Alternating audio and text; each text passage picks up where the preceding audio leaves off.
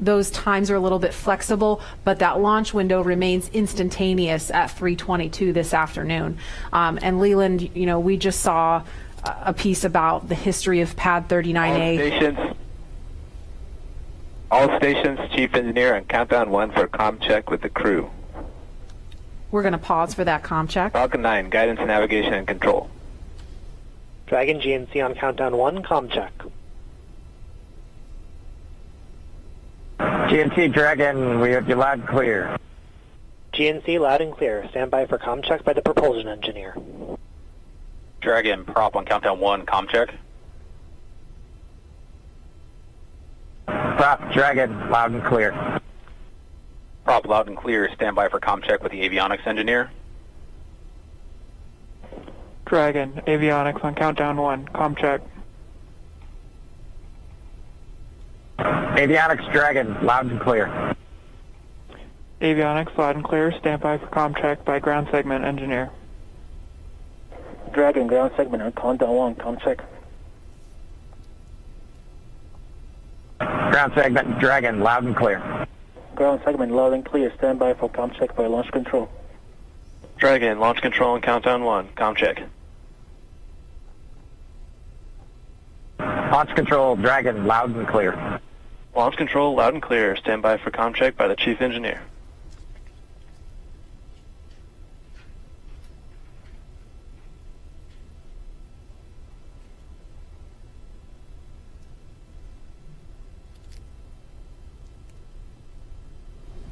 Dragon, chief engineer on countdown 1, comm check. Chief Engineer Dragon, we've got you loud and clear, Bala. Chief engineer, loud and clear. This completes the Falcon 9 responsible engineer comm check.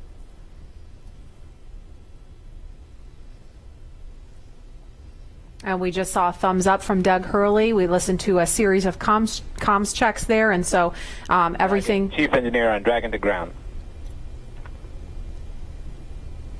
Loud and clear on Dragon to ground.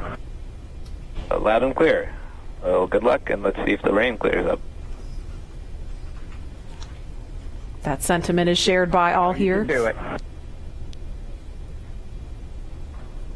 Copy that.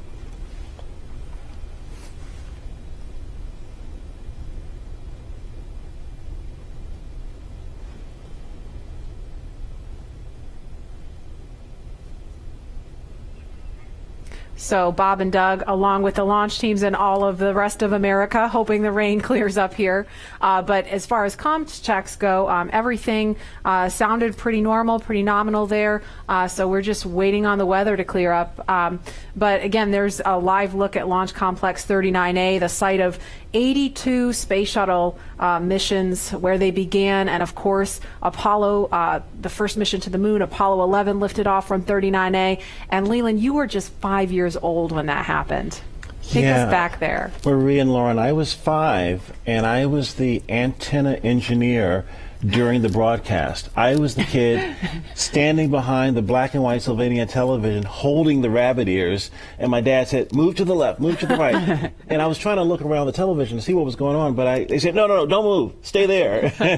So I never actually saw the actual landing on the moon, Neil and Buzz walking on the moon. And the next day, all the my friends in my community were like, yeah, you want to be an astronaut? We just had this momentous thing. I said, no.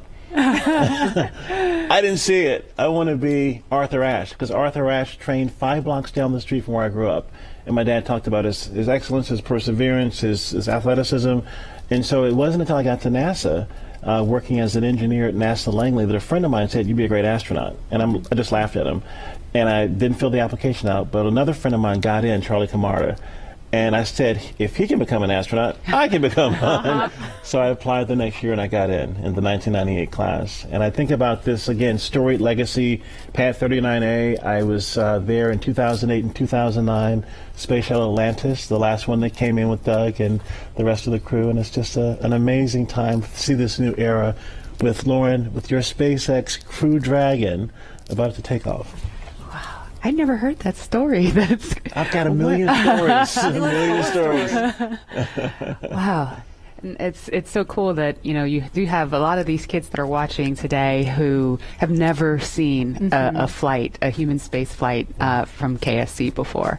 And this is their first time. And I'm trying to remember back, you know, I grew up in the shuttle era, and I grew up in Los Angeles, and I remember sometimes when the shuttle would land at Edwards Air Force Base, you'd hear those sonic booms. Double sonic boom. You hear the double sonic booms Yeah. in school, and we all just knew, oh, that's the space shuttle. It was just a thing. We just knew about that.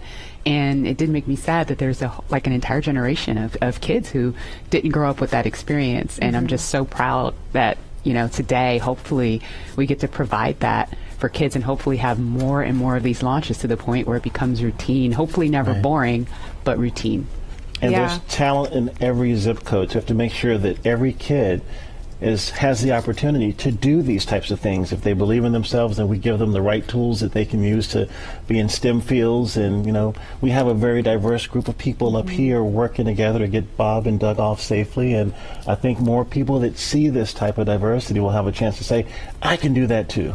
Yes. Absolutely. And, you know, we have a lot of kids watching today, and we have an opportunity to hear from another really awesome role model, especially for the little girls in the audience. So we want to throw it over to Gary in Houston to talk to a very special astronaut standing by there. Hi, Gary.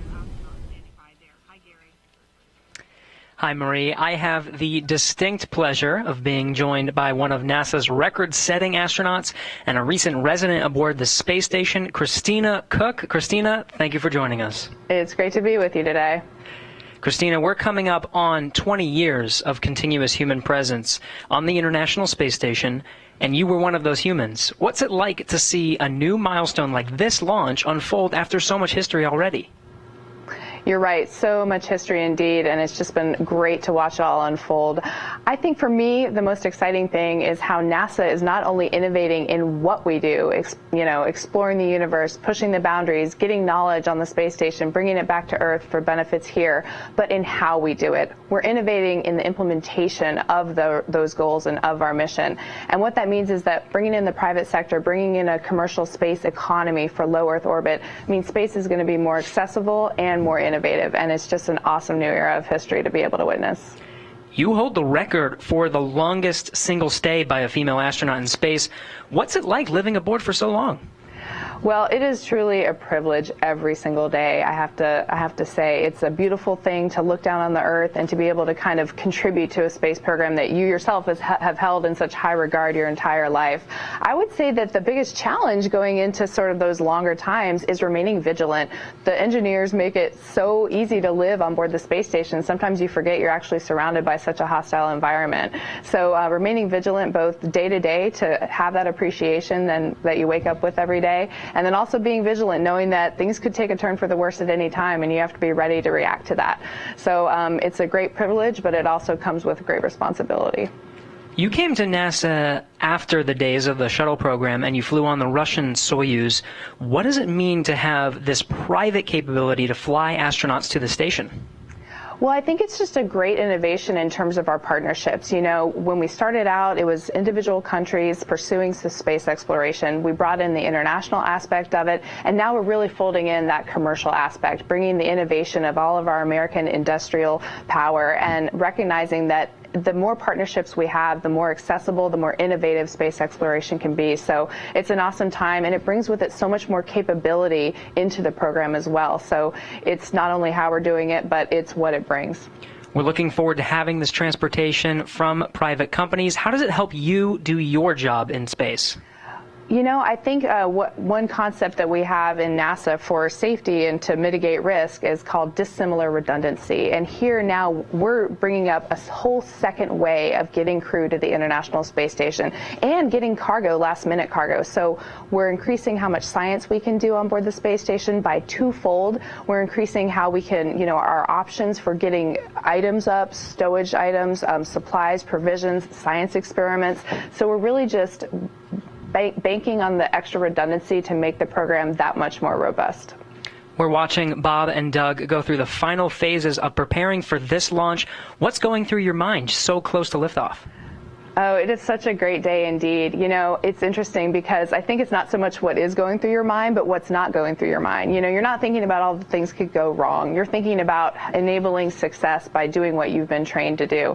One of the sayings we have is that on launch day, astronauts are sometimes the most calm people in the room. And I found that to be true on my launch day too. I think it's kind of this career culmination of everything you've learned, everything you've dreamed of, and you know that it's coming together in that day and that you're going to finally do what you're prepared to do, execute the mission, and it just really brings a sense of calm and readiness. NASA astronaut Christina Cook, always an honor to hear from you. Thank you. Great to be with you. Well, once Bob and Doug arrive at the station, NASA astronaut Chris Cassidy will be ready to welcome them on board. So in anticipation of their launch, he had this message for them. Hello, everyone.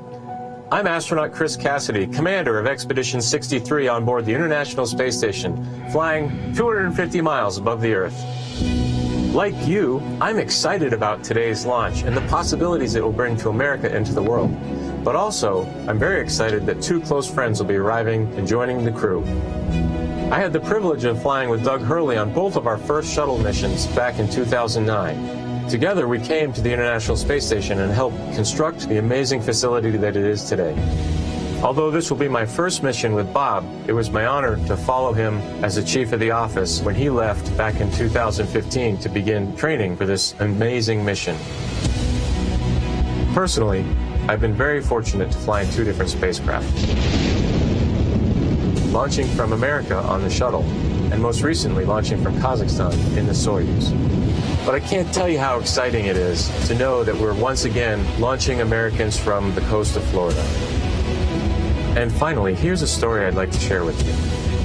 Back in 1981, John Young and Bob Crippen launched on Space Shuttle Columbia, the very first space shuttle flight, marking the last time we flew Americans on a brand new vehicle. 434, Max Q-bar, Roger. With them, they flew an American flag, representing America's technical prowess.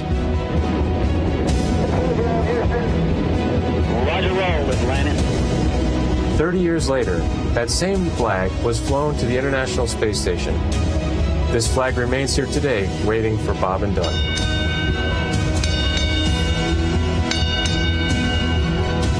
Our flag means so many things to our country, and this small piece of America represents what we'll be able to achieve together. We'll never stop exploring. And so Bob and Doug can take this very special flag home to Earth, where it awaits its next journey to the cosmos. In a few years, the First Orion crew will take this flag with it around the moon. All of this starts today. I'll be watching outside the window, along with everyone else in America and around the world. I can't wait to look out the window and see my friends on close approach. Go Falcon 9, go Dragon, and go Bob and Doug. I'll see you soon.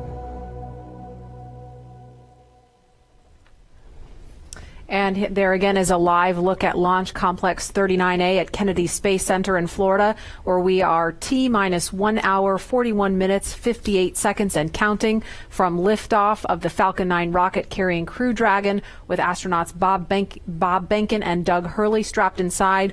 We can see some raindrops on the screen there.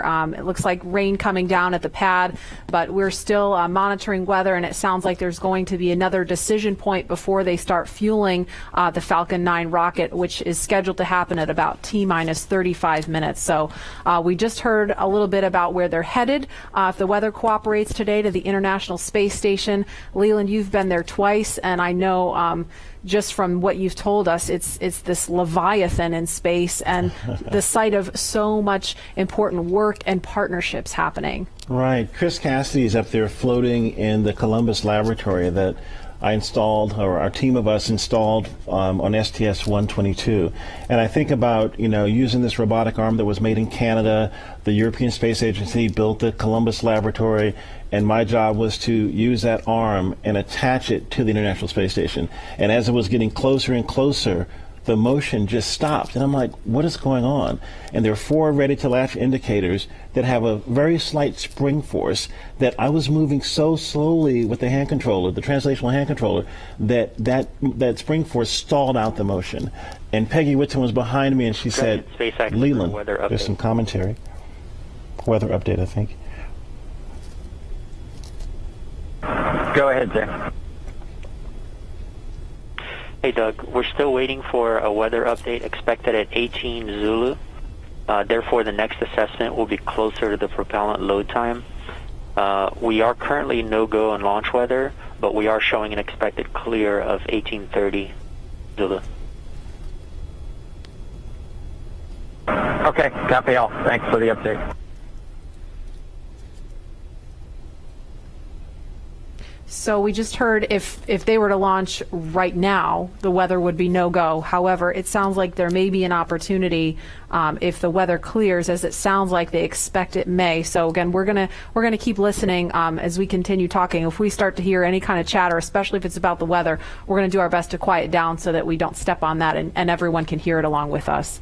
But Leland, you were just talking about the work on station and Peggy Whitson was getting ready to tell you something. Well, so the Columbus laboratory is stalled out. It's about to be attached, and there were 10,000 people waiting. Their job security depended on me installing this thing properly. Right. And Peggy said, Leland, push just a little bit harder on the hand controller, and all 4 ready-to-latch indicators went green. And I was like, yes! And that was our primary mission objective.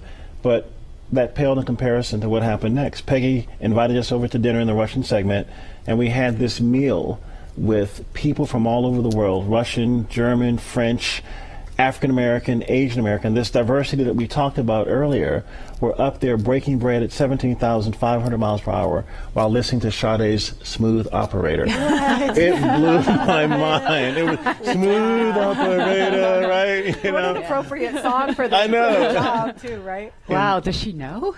She knows now. And Dan Tani actually changed the song from Smooth Operator to Arm Operator. So you see Arm Operator. I love it. Love it. And Leland, you actually, we were in another taped segment when you got a text from Drew Feustel. Can you share that with us? Yeah, Drew Feustel, his good friend, just sent me a text saying that the families say hello to all who are watching and thank the nation and the world for their support and interest. And Chris Ferguson just actually sent me a text. He was the commander on STS-135 and one of my classmates from the 1998 class, and he says, way to go, Godspeed on Crew Dragon.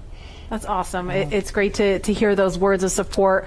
Thank you guys for watching and everybody following along at home. I mean, the COVID-19 situation has been just a tough time for people stuck inside, homeschooling their kids, still trying to do their jobs, and so it's really cool to be able to watch this happening. And we see the pad closeout team. It looks like they are getting ready, or they've left the white room and they've already come down the crew access arm, so they are getting ready to leave the pad now. And we are going to go now to the Operations and Support Building 2, where Daryl Nail is standing by with NASA's Chief of Staff to talk to us a little bit about some of NASA's ambitions beyond the International Space Station and its work with the Commercial Crew Program. Daryl? Yeah, that's right. We're here in the mission briefing room at the top of Operations and Support Building here, where there's a lot of important people that are gathering to watch the launch here. And one of those people is not me, by the way. One of those people that is important is Gabe Sherman, NASA's Chief of Staff. We appreciate you being here. Hey, thanks for having me, Daryl. You got kind of the insight of what's coming down the pike here at NASA. So, of course, today is Commercial Crew, and we're focused on that, seeding the commercial market. But what's off in the horizon for NASA? Well, I'll just tell you, it's an incredibly exciting time to be at NASA, and you know this. I mean, you're here every day. But whenever you think about what we're doing with Commercial Crew, in the horizon in July, we're launching Mars Perseverance, which is just going to be an incredible thing for us. You look at the end of this year, SLS, the largest rocket in the world, is going through testing right now, going through green run testing, and we're hoping maybe by the end of the year we could even get it right out here to the Cape, which would be just an incredible achievement for our team. So there is no shortage of things to be excited about at NASA right now. And it feels like everything is really starting to happen here recently with everything that you just mentioned. And if we get that first Artemis launch, that could be right around the corner as well. Oh man, we're looking at I think late 2021 is what we're looking for. And so you think about SLS potentially moving from the green run to the Cape. You've got Orion finishing up its last little bit of testing. It moved from Plumbrook earlier this year, our station up there in Ohio, down to KSC. So we're looking at checking it out throughout next year. And hopefully we'll have the first integrated flight of SLS and Orion at the end of 2021. And I'm telling you, that is going to be a moment. That will be exciting. Yeah. And there will be a thunderous boom right here at the Kennedy Space Center. So with Mars as the end goal, how does all of this get to that end point? You bet. No, and I think that's what's so important about the Artemis program, right? Our long-term vision is to get to Mars. But, you know, when you think about Artemis, everything that we're doing at the moon is helping us learn, prove out capabilities and technologies, work through the right mission durations, understand how we utilize the resources of the moon potentially to go further onto Mars. So the technology, the science, the exploration, architecture that we're putting together, each and every piece of it. Hola amigos, espero que se encuentren muy bien. Hola amigos, espero que se encuentren muy bien. Hoy es una transmisión diferente. Hoy vamos a transmitir el lanzamiento del SpaceX. La transmisión que iba a ser hoy en la mañana, pues la hacemos pues para mañana domingo, que es acerca pues de las cosas que están pasando en México, pero esto es algo muy importante que está pasando en el mundo y puede ver que hay personas que no les agrade esto, pero quise transmitirlo precisamente para que a las personas que les guste un poquito esto, el chat sea en español. Y también para mí es importante porque yo trabajo directamente en esta industria y muchas de las partes que se hacen, algunas pues las he trabajado directamente. Entonces por eso es tan importante. Si todo sale bien, pues en este lanzamiento pues es una compañía privada, pues próximamente vamos a ver vuelos comerciales a la Luna. ¿Ustedes irían a la Luna? ¿Ustedes pagarían por ir a la Luna? Ya ven que allá están los de la NASA. Entonces es algo histórico. Lo que vamos a ver es algo histórico y más allá de la compañía privada, que todo salga bien, ya que el día de ayer hubo una prueba y esta prueba pues no salió del todo bien, pero estas pruebas que han estado haciendo pues no han salido del todo bien, pero esta nave sí va tripulada con 2 astronautas y por eso es muy importante pues desearles el bien.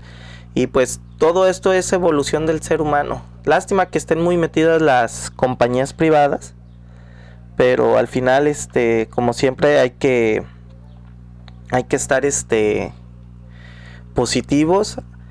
Y esto aquí en Estados Unidos, les cuento, no me van a dejar mentir, pero esto es algo que ante la situación del COVID, esto es algo que a los americanos les levanta mucho el ánimo.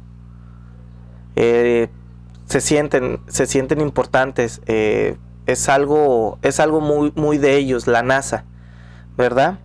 Porque siempre nos han vendido la NASA como wow, los primeros que fueron a la Luna, la NASA los más fregones, aunque la NASA ya ahorita prácticamente es un hazmerreír, manejado por compañías privadas, pero es importante, la mayoría pues no saben esto, entonces sí es muy importante el estar y ser parte de esta historia, y en 1 hora y media prácticamente, si el clima lo permite, vamos a ver un lanzamiento. Since I work at NASA, I'm around this stuff all the time. I'm not, right? I don't get to come down here nearly as often as I'd like. So it's just as exciting for me as it is for anybody else in this room. When you think about all the hard work that our team has put in to get us to this day, to actually come down and be a part of it with them, is just overwhelming and incredible. So we're just a little bit excited. All right, Gabe Sherman, NASA's Chief of Staff. We appreciate you joining us today and enjoy the launch. I certainly know you will if we're able to get that one off. We're going to toss this back now to Hawthorne, California. Fernando Ávila, en 1 hora y media más o menos aproximadamente va a despegar. Ya los astronautas están en cabina, como lo pueden ver, y pues abajo es una fiesta, prácticamente abajo todos los comentaristas, todos están muy emocionados. La verdad, yo también lo voy a decir, estoy muy emocionado. No sé ustedes qué piensan de esto.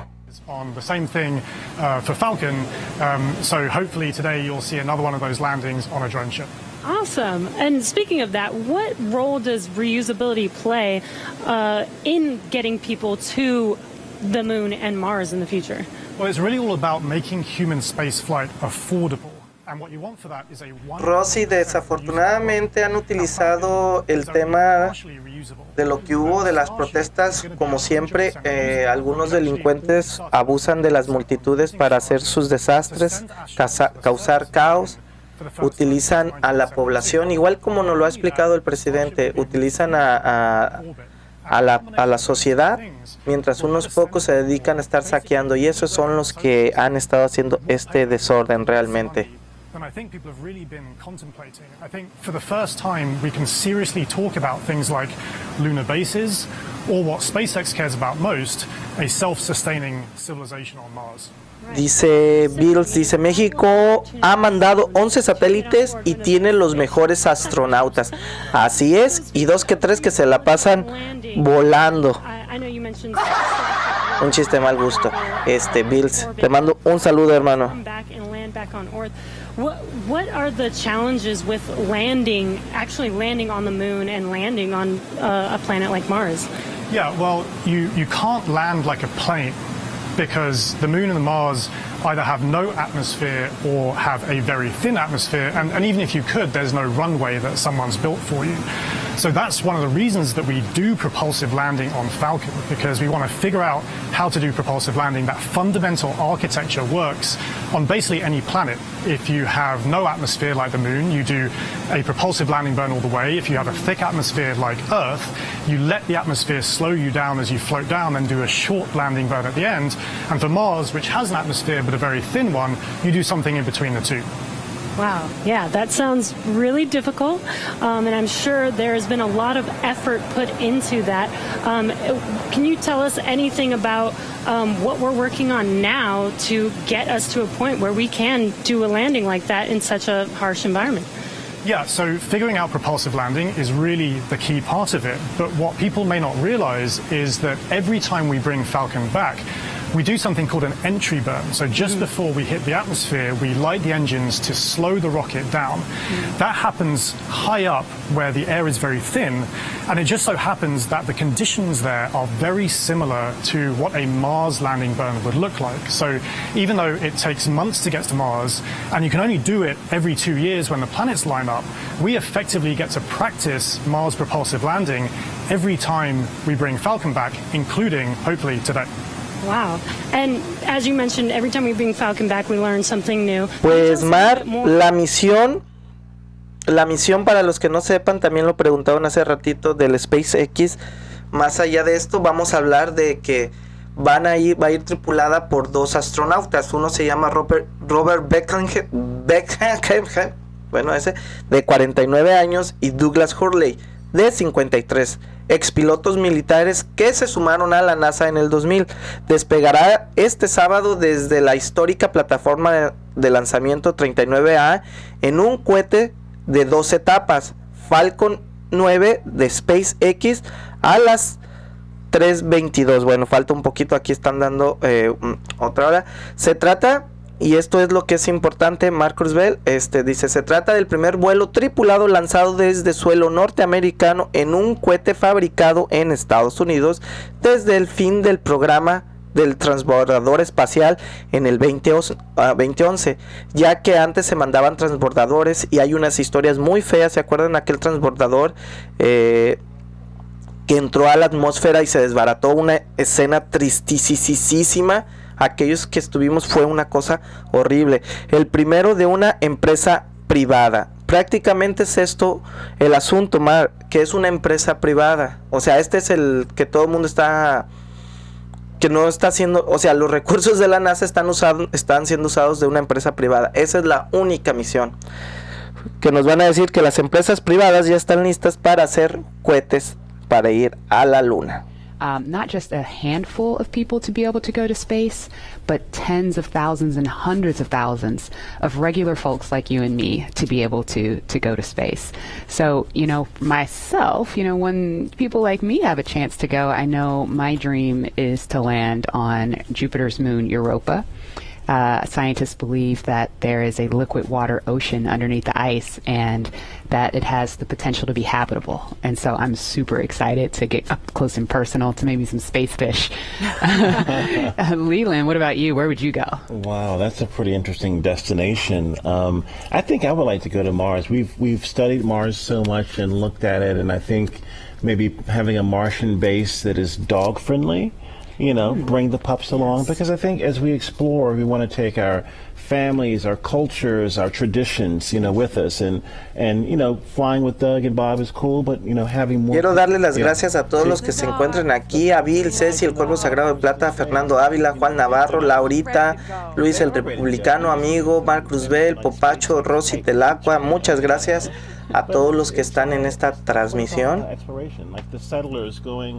The West, you know, they took everything with them and they started these new communities and these new traditions, and I think that's what we do with space travel. We start new traditions and communities and bring everyone together as one family, one civilization. Absolutely. Dice ayer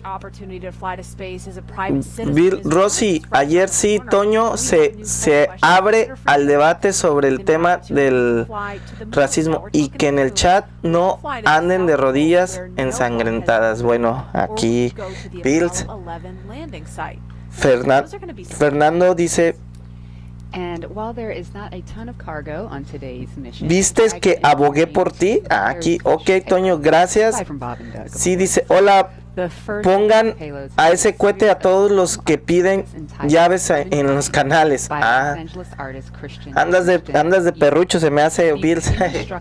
Double-sided paintings made from gold, brass, and aluminum celebrate how far humanity has come, as well as how far we still have to go.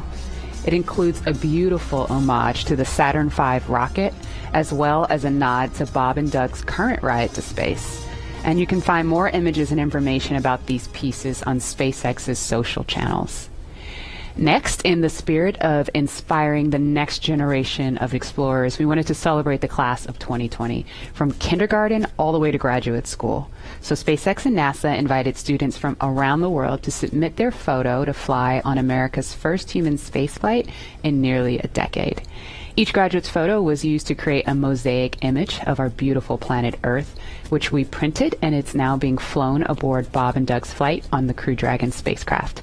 We received nearly 100,000 photos. That's a ton, so thank you, and congratulations, graduates. Yeah, I've got a couple of family members and friends who submitted their photos, so they're super excited about seeing their faces go to space in that beautiful mosaic. That was really cool. And again, that's what it's all about, you know, everyone coming together with their experiences and bringing them forward to space. And I think regular people flying to space, I mean, SpaceX is going to be flying, you know, non-government people, non-military people, but people that have a desire to explore and do new things and traditions off planet, as we say sometimes. Yeah, I mean, all this time since we've had the International Space Station, it's been government astronauts performing the research because you're the only ones we've been able to send, right? But well, we've had some tourists, though. We've had people that paid their way on a Soyuz rocket. Sure. Go. But it's really the Billionaire Boys Club. You know, that's what Pharrell talks about. With, you know, it costs so much money to go to space, and I think that price point will come down as we make this more amenable for everyday people.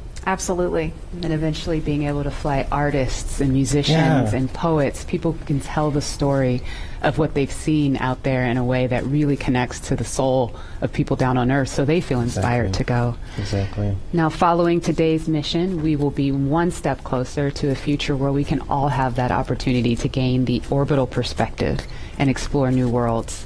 In just over an hour from now... Hola amigos, ¿cómo están? ¿Cómo se encuentran? Espero que se encuentren muy bien. Hoy vamos a transmitir justamente el lanzamiento del cohete y les voy a explicar un poquito. No me preguntaron, pero ya ven que soy un poquito metiche. Les voy a explicar por qué es un poquito importante para mí esto que estamos viendo. Antes se mandaban lo que eran los transbordadores a lo que era. Y no sé si ustedes o algunos de ustedes recordarán los transbordadores Este es el transbordador Endeavor. Este se encuentra en el Space Museum de aquí de Los Ángeles. Es el último transbordador que mandaron. Antes fue el Columbian, que fue el que se desapareció. Y les voy a explicar un poquito. En este transbordador, para mí es muy importante estas misiones porque les digo, no me preguntaron, pero yo he trabajado, especialmente en el Endeavor, trabajé en ciertas partes. Y les voy a decir cuáles son las partes en las que yo he trabajado, para que vayan. Estas son algunas de las partes, lo que son los conectores dentro de las naves espaciales, lógicamente, pero como esto que se ve aquí, todas estas cosas, tengo el gusto de trabajar en ellas. En parte de los motores. Son conectores. Ahorita les muestro unas fotos donde se ve un poquito mejor. Es muy interesante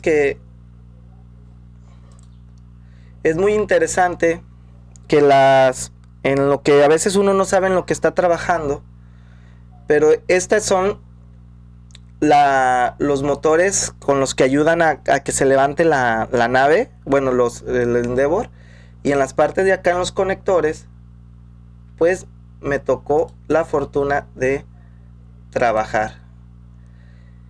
Estos son conectores de cabina, como estas partes que se ven aquí. No sé si alcanzan a ver donde tengo la flechita. Todas estas partecitas son de aluminio y están recubiertas de electroless nickel. Aquí se ve mucho mejor estos conectores. Esta es la parte que a mí en lo personal me toca hacer. Lo que son como todas estas son de aluminio, muchas vienen de aluminio, algunas vienen de cobre, otras vienen de bronce, otras son de stainless steel, otras de puro fierro, y cada una tiene especificaciones diferentes. Unas llevan electroles, otras llevan cadmium, otras son de oro, los paneles son de oro, todos los conectores son de oro. Entonces es muy padre, así. Todas estas son cosas que estaban adentro del Endeavor, del transbordador Endeavor. Ay, a ver, está entrando una llamada.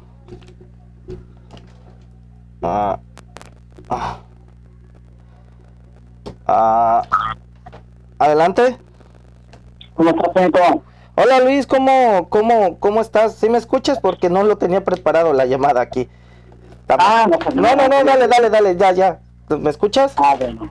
Sí, te escucho bien. Okay. No, pues nada más saludarte. Ayer pues perdí la costumbre, pues siempre te hablo. Ayer no te hablé, andaba ocupado y ya como se dice, ya te vi repetido y pedacitos. No, te quería mandar un abrazo. Y como llegué un poquito tarde, veo que es lo del cohete, ¿verdad? Todavía, ¿qué onda con eso? Con lo del cohete, pues va a ser el lanzamiento. Se suspendió el día jueves, ¿fue el jueves? No me acuerdo. Se suspendió por cuestiones de clima. El día de ayer se hizo una prueba, pero no tripulada, que salió mal. Y pues ahora pues se va a hacer otra vez, se va a volver a lanzar el cohete. Esperemos que las condiciones del clima estén mejor. Yo creo que sí, porque veo a todos bastante entusiasmados.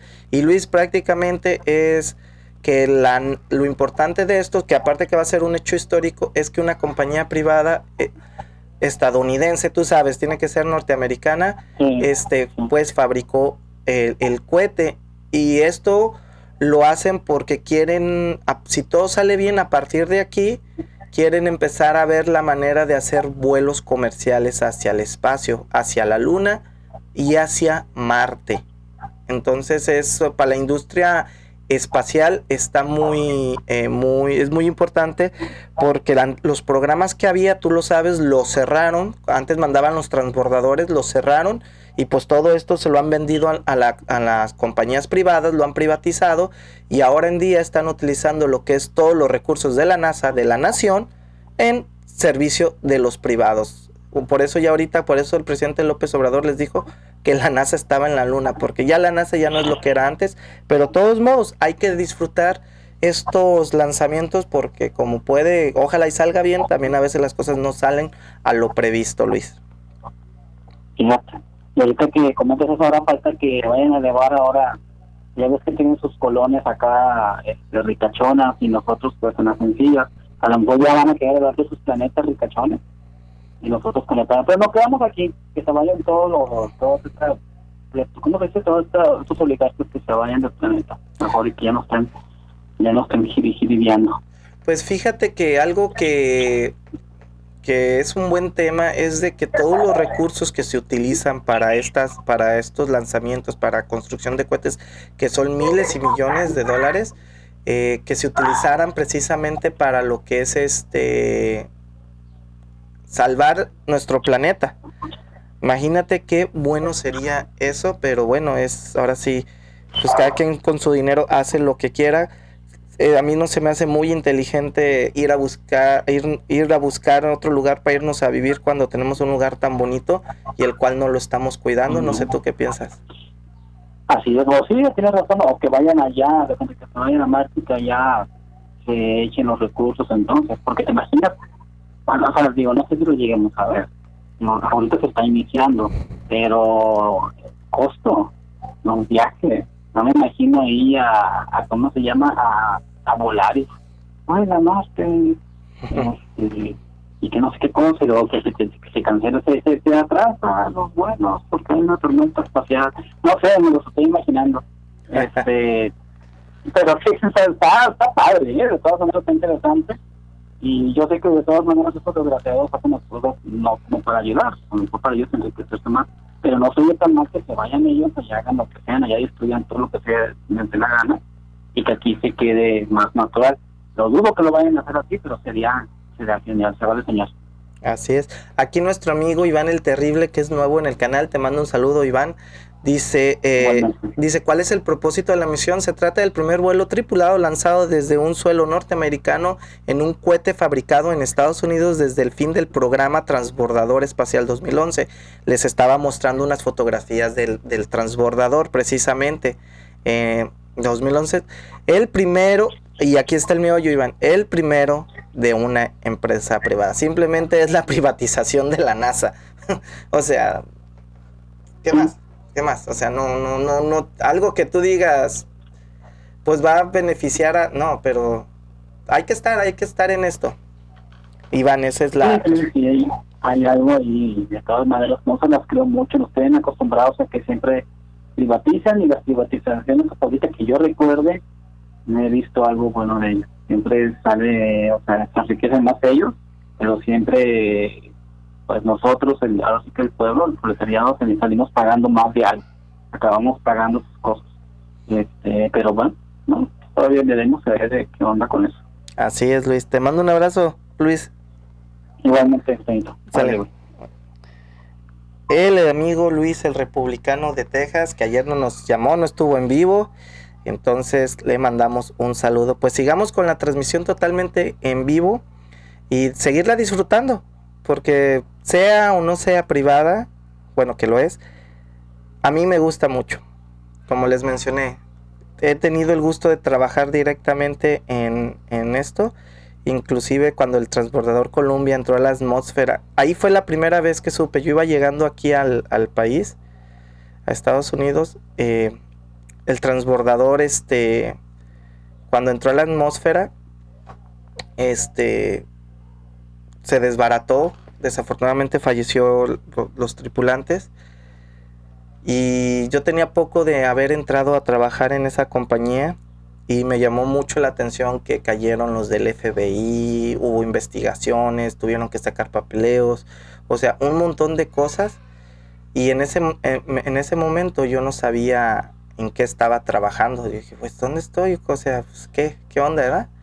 Ya han pasado ya más prácticamente 19 años, 18 años, y ya ahora sí ya sé pues para lo que son y para lo que es la industria bélica de la que tanto habla también el presidente, que quieren reactivar. Pues en Tijuana se hacen muchas cosas y por eso es que es importante. Pero bueno, dejemos a los expertos de la NASA que están en la Luna, según como dijo nuestro presidente López Obrador, y sigamos disfrutando de la transmisión.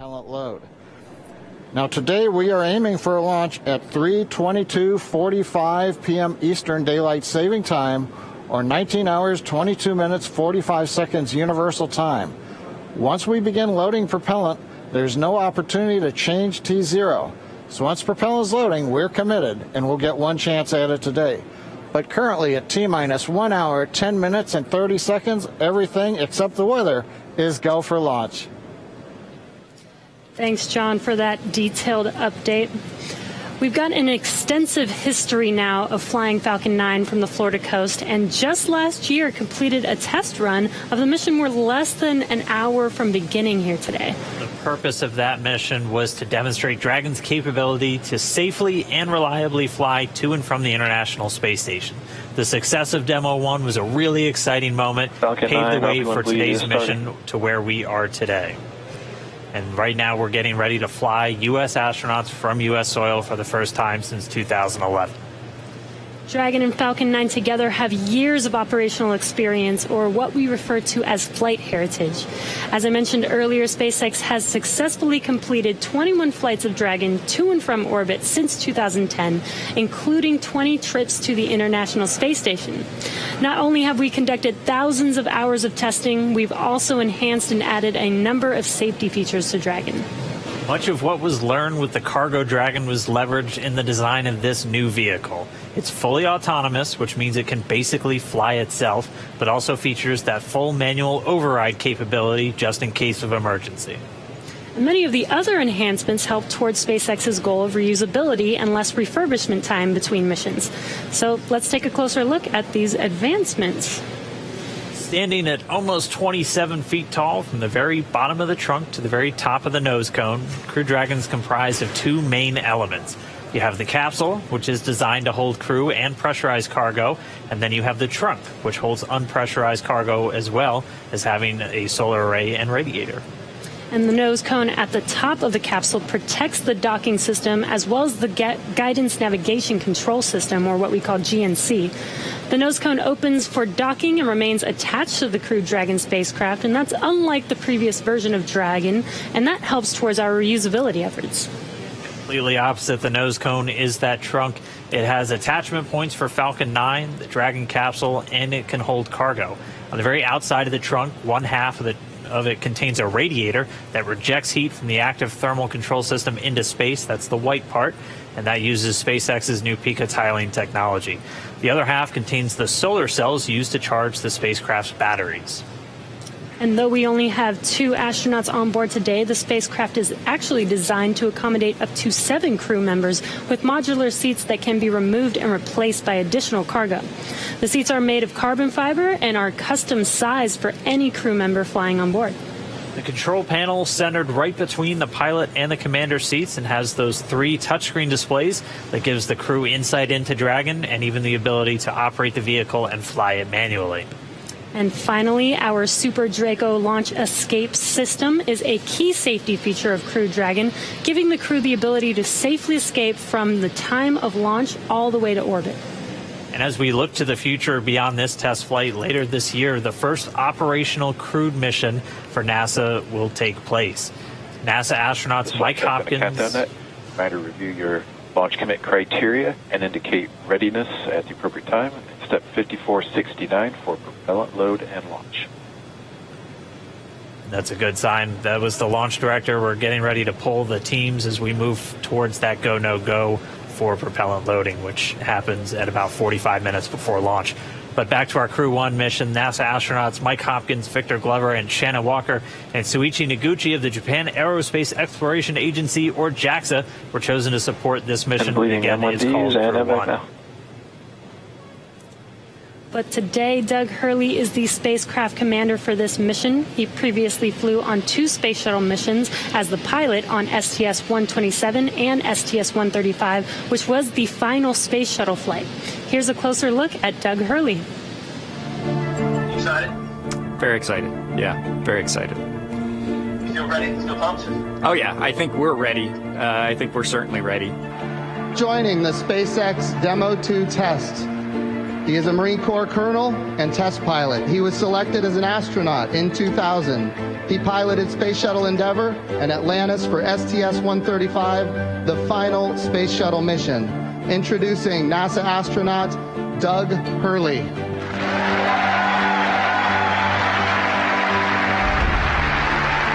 It's a life-changing process in so many ways to fly into space. It's just overwhelming in some respects. Just the sensations, the rumbling, the shaking, the acceleration.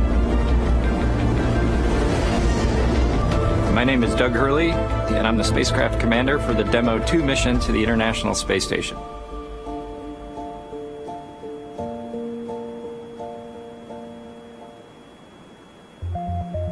This will be the first time the Dragon had a crew on board, and so there's a myriad of objectives we want to achieve for this mission. What would work on orbit, what might not work on orbit, what would definitely work.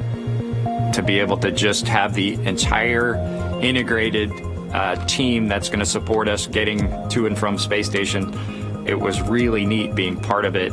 You know, we are the lucky ones that get to fly it, but we certainly not for 1 second take for granted the amount of effort that so many other people had to put into this to make it successful. For Doug personally, he's worked so hard, I mean, through his entire life, to get to where we are right now. As a test pilot, this would be the dream to fly a new vehicle. So it makes me so happy to see that he gets to be part of this mission, the spacecraft commander.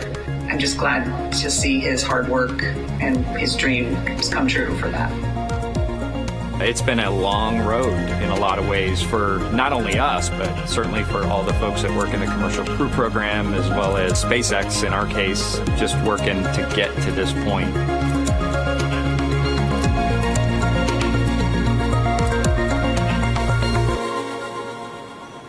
And we're a little over 1 hour, 3.5 minutes away from launch. Now let's learn a little bit more about the man sitting next to Doug Hurley inside Dragon, NASA astronaut Bob Behnken.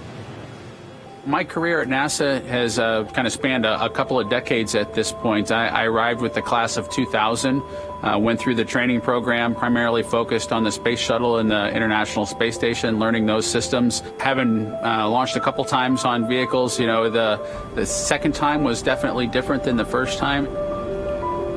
You can feel a little bit guilty of, hey, should I study one more thing? Or is there one more piece of information I should get? Am I really prepared or not? So that's definitely different between where I was on my first flight and where I'm at right now. For me personally, as a spouse, watching everything that Bob has put into this over the last 5 years, the dedication that he's shown, the perseverance is pretty special. For both of us, though, the way our minds work, it won't be until sort of the mission is complete that you have really a chance to savor it and celebrate it. This is a huge accomplishment for an Air Force flight test engineer to be part of the demonstration mission of a brand new vehicle. It's going to be amazing. Without a partner that has that same appreciation, I think it can be challenging for some folks. There's a lot of work and a lot of time that takes away from family that that my spouse appreciates, and I love her for that. On a deeply personal level, I'm really excited that my son is going to get a chance to see me launch into space. Being an astronaut has been a little bit of an abstraction thing for him because he's seen me do it in old videos, but he hasn't seen me do it for real. And so I'm excited for him to see this launch.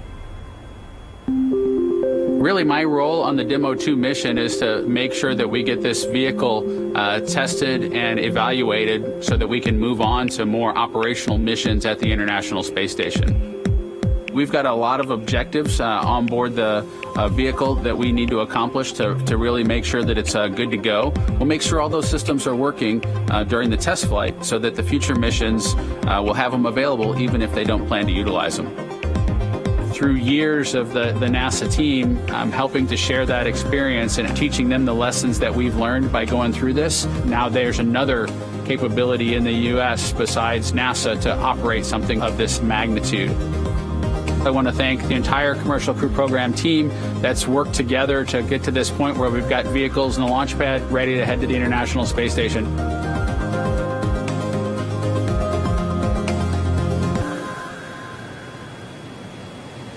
If we look even further into the not-so-distant future, flying on a mission to space will be an option for more people as SpaceX plans to also fly private astronauts on board Dragon. Earlier this year, SpaceX signed an agreement with the space tourism company Space Adventures to fly up to 4 passengers on an orbital trip aboard Dragon as early as next year. And of course, it's NASA that is making private astronaut missions to the space station a possibility. We are looking forward to these missions, and we hope that you guys are all too.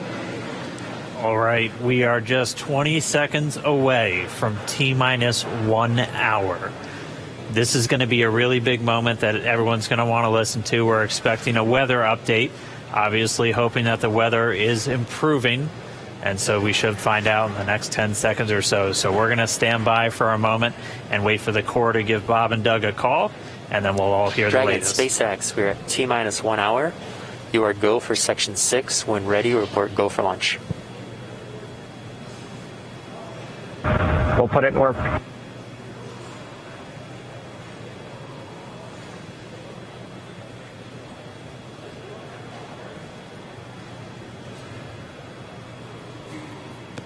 And that right there was a call for the crew to refer to some of their procedures. They do some final checks. You can see them checking harnesses, checking helmets, just making sure that they're strapped in and ready to go. And once they're done with that, the crew will report their readiness for launch.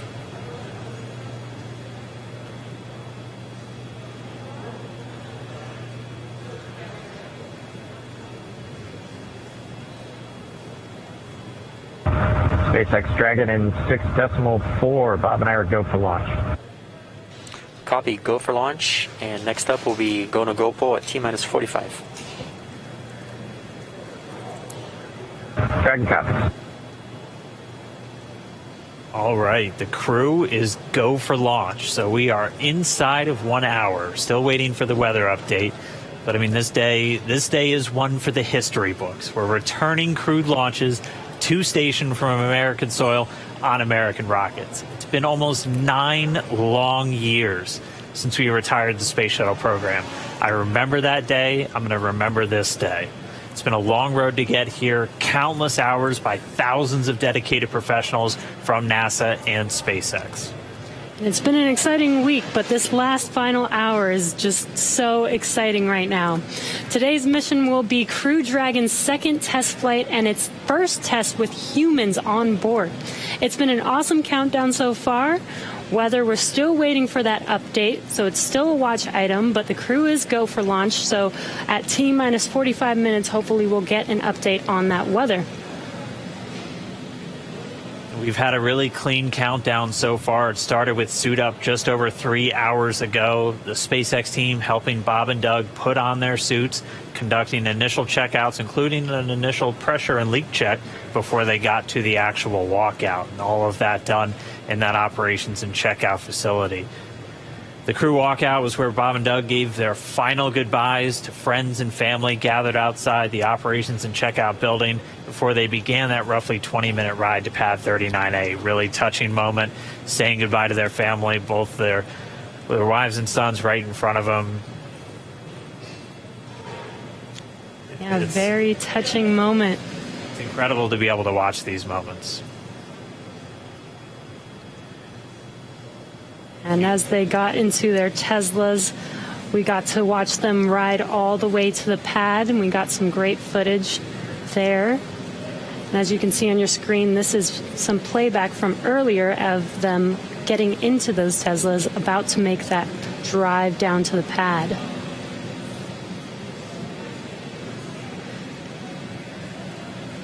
And once they got to the pad, they did take a minute to take in the sights, and they headed up the fixed service structure to begin the process called crew ingress, where Bob and Doug entered. And there you can see on your screen as they're coming through the crew access arm, entering the white room right before they are able to ingress into the vehicle there. Again, this was from earlier. Yeah, this all from earlier, and as we said, that white room, the last place on planet Earth they're standing before they climb into Dragon for the ride uphill. SpaceX carrying over a tradition that NASA had where that was traditionally the room from Gemini, Apollo, and the space shuttle, that last place. About 30 minutes ago, we're back with some live video here. The team was able to close Dragon's hatch with Bob and Doug safe inside. So we are under an hour ago. Things are going to pick up as we get close to that go, no go to begin propellant loading and then arming the launch escape system. The crew pull for readiness was completed at T-minus 60 minutes, and the Dragon pull for prop load is coming up here in just about 30 seconds at T-minus 55 minutes. And then following that will be T-minus 45 minutes will be the internal mission control Hawthorne pull, and then the launch director's pull for propellant loading. When we get to about T-minus 40 minutes, the crew access arm will retract, and Bob and Doug will get the call to close their visors and arm the launch escape system. This is the automated system in place that can fire the 8 Super Draco thrusters on Dragon to quickly separate the crew from the rocket, either on the pad or during the flight on the ride uphill. And then once we reach T-minus 35 minutes, propellant loading for the Falcon 9 will begin. We got there on Wednesday. We got all the way down to about 17 minutes before launch before we had to cancel because of weather. But we're optimistic right now. Conditions have been improving, and so we're looking to press ahead once again into loading fuel onto that Falcon 9 rocket. Throughout the countdown, we've been getting some incredible views of the astronauts inside Dragon, just making all of their final preparations, some close-up views of their suits and on the displays as they just are strapped in and ready for launch. The teams often describe the suits as an extension of that Dragon spacecraft. You can always think of it as a mini spacecraft inside of a spacecraft. It's got all of the life support, everything that they need, just like the capsule. The countdown 1 technical pull is complete. No constraints to proceed into launch escape system arming and propellant load. And there's that call out that the crew is ready. They are ready to load prop onto Dragon. So we are pushing forward towards T0. And while those suits do look great, they are also engineered to connect directly into Dragon's seat. 53 minutos, 30 segundos para el despegue. All right, well, we did get the call out that the technical teams on the ground are ready for launch escape arming and propellant loading. Again, things starting to pick up, things really starting to feel real. Let's jump down real quick to the team at Kennedy, see if you guys are just as excited. I can't sit still right now. It's starting to feel real. Yeah, it's hard to sit still in here, right, Leland? That rocket fuel going through my veins still. I know. It's so awesome when we see them sitting there in their suits. We're less than an hour away now. So far, things look like we might make it. We might make it.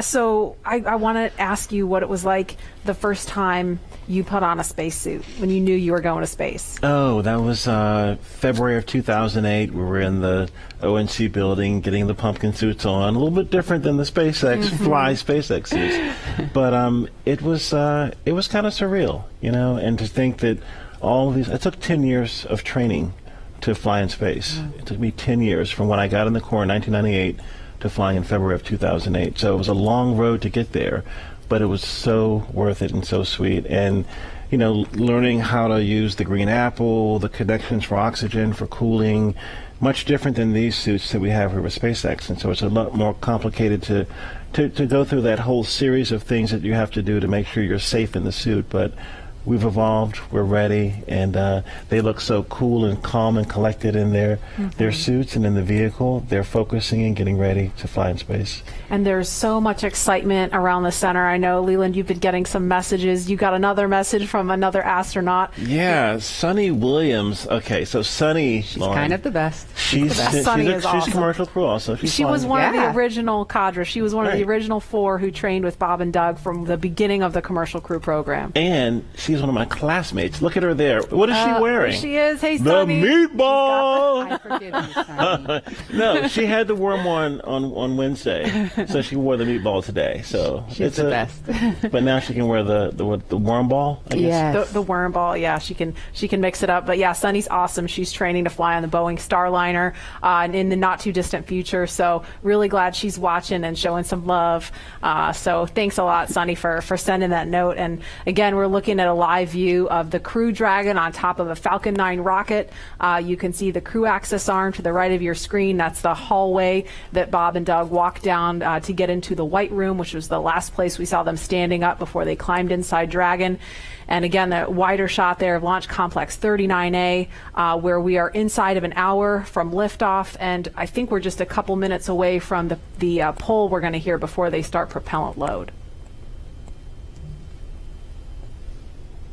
Again, a 2-stage rocket there. And gosh, you guys, the weather looks not that bad. I mean, obviously that is not an official forecast, but it doesn't look quite as bad as it did Wednesday. We've got a little bit better odds. So there's the countdown clock. We're to helium.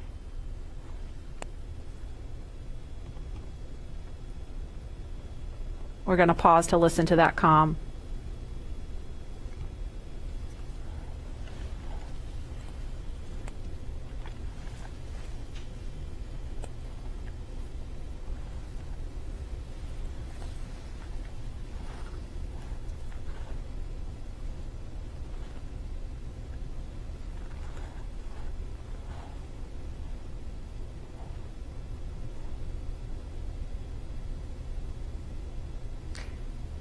If you're just joining us, we're less than 50 minutes from the scheduled liftoff of the Falcon 9 rocket carrying Crew Dragon. And if we start to hear any kind of update on weather or polling, we will pause to listen in for that. But if things go as scheduled, we should be hearing the launch director verify go for propellant load at about T-minus 45 minutes. So we're going to send it over to Hawthorne to carry the ball. John Insprucker or Jesse, are you there? This weather is go at this time. Dragon copy, go weather.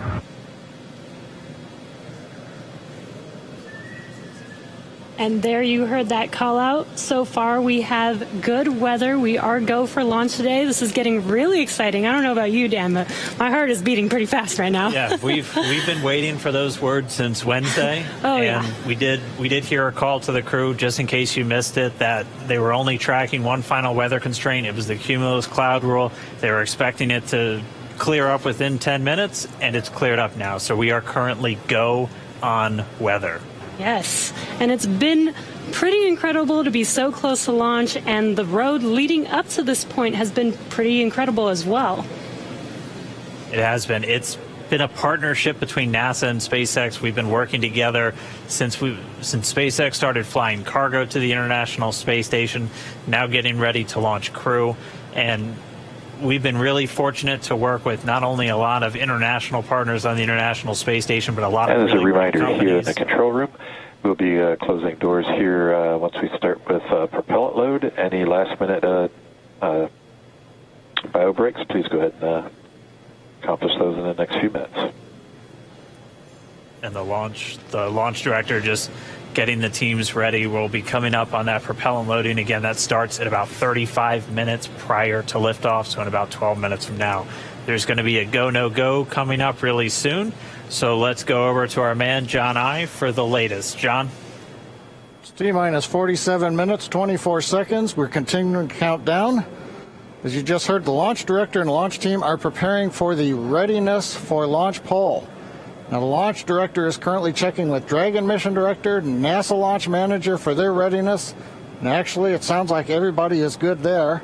The launch director will then ask the team, he'll tell them the poll is open, and the 13 members of the SpaceX launch team will be electrically polled for their go to load propellant, as well as continue all the way to launch. Now, we will hear that poll results and a briefing from the launch director at about T-minus 45 minutes. The good news right now is that the weather is go. All the conditions that were read shortly a while ago at T-minus 1 hour have cleared. as the weather forecaster said, cautiously optimistic. Currently, Countdown. the probability Hold is complete. We're go for propellant load. Well, we got an early call out there. And launch control clear to retract the access arm on time. Cover that. Arming access arm retract at T-minus 45 minutes. Got an early call from SpaceX launch director Mike Taylor that the poll is go. He also heard the direction T-minus 45 minutes to prepare for retract of the crew arm. As we hear more discussion, we'll stop and let you listen in. But right now, weather for liftoff, ground level winds are good, 10 to 15 miles an hour, well within limits. Upper altitude balloons show that conditions are acceptable. The red weather conditions have cleared up, the last one being cumulus clouds. And the probability of violation is set at 30% right now, so that's 70% chance of good weather. We're continuing to watch. There is about a less than 10% chance of lightning. We're also watching the abort corridor off of the Atlantic coast. In case, for example, at stage separation, Dragon had to abort into the ocean. The conditions there are acceptable. There has not been lightning lately. The weather, winds are good, light rain. It is go, but NASA is going to continue to watch those conditions. T-minus 45 minutes and counting. Reminder on hold and launch escape protocol. For non-urgent no-go conditions, brief the CE or LD, and they will approve aborting launch auto-sequence and proceed to launch abort. For urgent issues affecting the safety of the operation, operators shall call hold on the countdown net. Launch control will immediately abort the launch auto-sequence and proceed to the launch abort auto-sequence. Operators shall also advise launch director whether structural break or fire is imminent or occurring per Dragon manual escape flight rules. A reminder on fire alarm instructions. In the event of a fire alarm, key operators previously briefed will remain at their post while the alarm is evaluated. In the event that personal safety is threatened, evacuate to the south-facing emergency exit, which leads directly outside. At this time, weather is go for launch. You can see on the screen, we're inside T-minus 40, we're T-minus 44 minutes, 5 seconds. Crew access arm retracting away. SpaceX launch director is given the final brief to the crew. And we will be beginning propellant loading at T-minus 35 minutes. So right now on Falcon 9, ready to get into propellant loading. Dragon, crew, getting configured, set up. The arm is pulling away. The range is go for launch. They continue to monitor the air and the sea space. Everything looks good. And we finally have gotten green across the board on the weather conditions, but we can't take a deep breath quite yet. We're going to have to watch the weather all the way down to T0, both here at Kennedy Space Center and out in the Atlantic in the abort zones. Now, earlier we saw many of you following the launch from the United States on our hotspot map.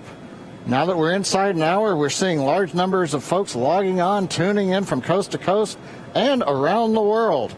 So we'd like to know, is this your first time watching a launch live, not counting Wednesday? And if not, how many have you seen before? Tell us using the hashtag LaunchAmerica from your favorite social media platform. And with that, at T-minus 42 minutes, 50 seconds, conditions are go, and we are counting down for an on-time launch. Let's send it back over to Kennedy Space Center as the action begins to pick up on the pad. Dragon, SpaceX, you are go for Section 7, close visors, and arm launch escape system. We will put Section 7 in work, visors coming close.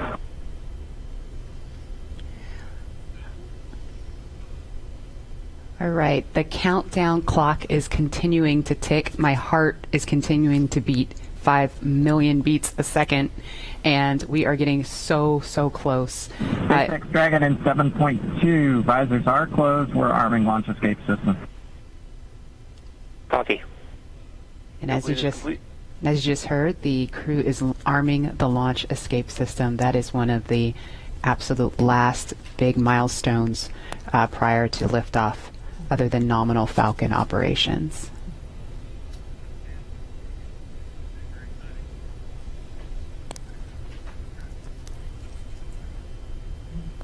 So just a minute ago, we saw the crew access arm retract, and obviously we just heard on the comms Bob and Doug getting ready to arm the launch escape system, and so that is something that protects them all the way to orbit. So when fueling starts at about T-minus 35 minutes, so just over 6 minutes from now, they will have the capability to abort, to separate from Falcon 9 either on the pad or even after liftoff. That's a critical safety capability. And we are going to go over to Hawthorne now to take us through these next minutes. Jesse? Section, switch in to nitrogen. Switch in to nitrogen. And we did hear that call out that they are arming the launch escape system, so very exciting. SpaceX has designed Crew Dragon and Falcon 9 to be the safest launch system ever flown. So we brought back Nick Picone, SpaceX's Nick Picone, to talk more about this again. Thanks for coming back and joining us today, Nick. Hey, Jesse. Happy to be here. Still monitoring the launch here with our recovery and ground operations teams.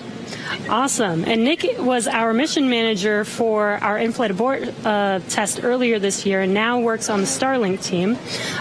Nick, on Wednesday, you talked about the launch escape system. Could you just give us a brief summary today for those that are joining today?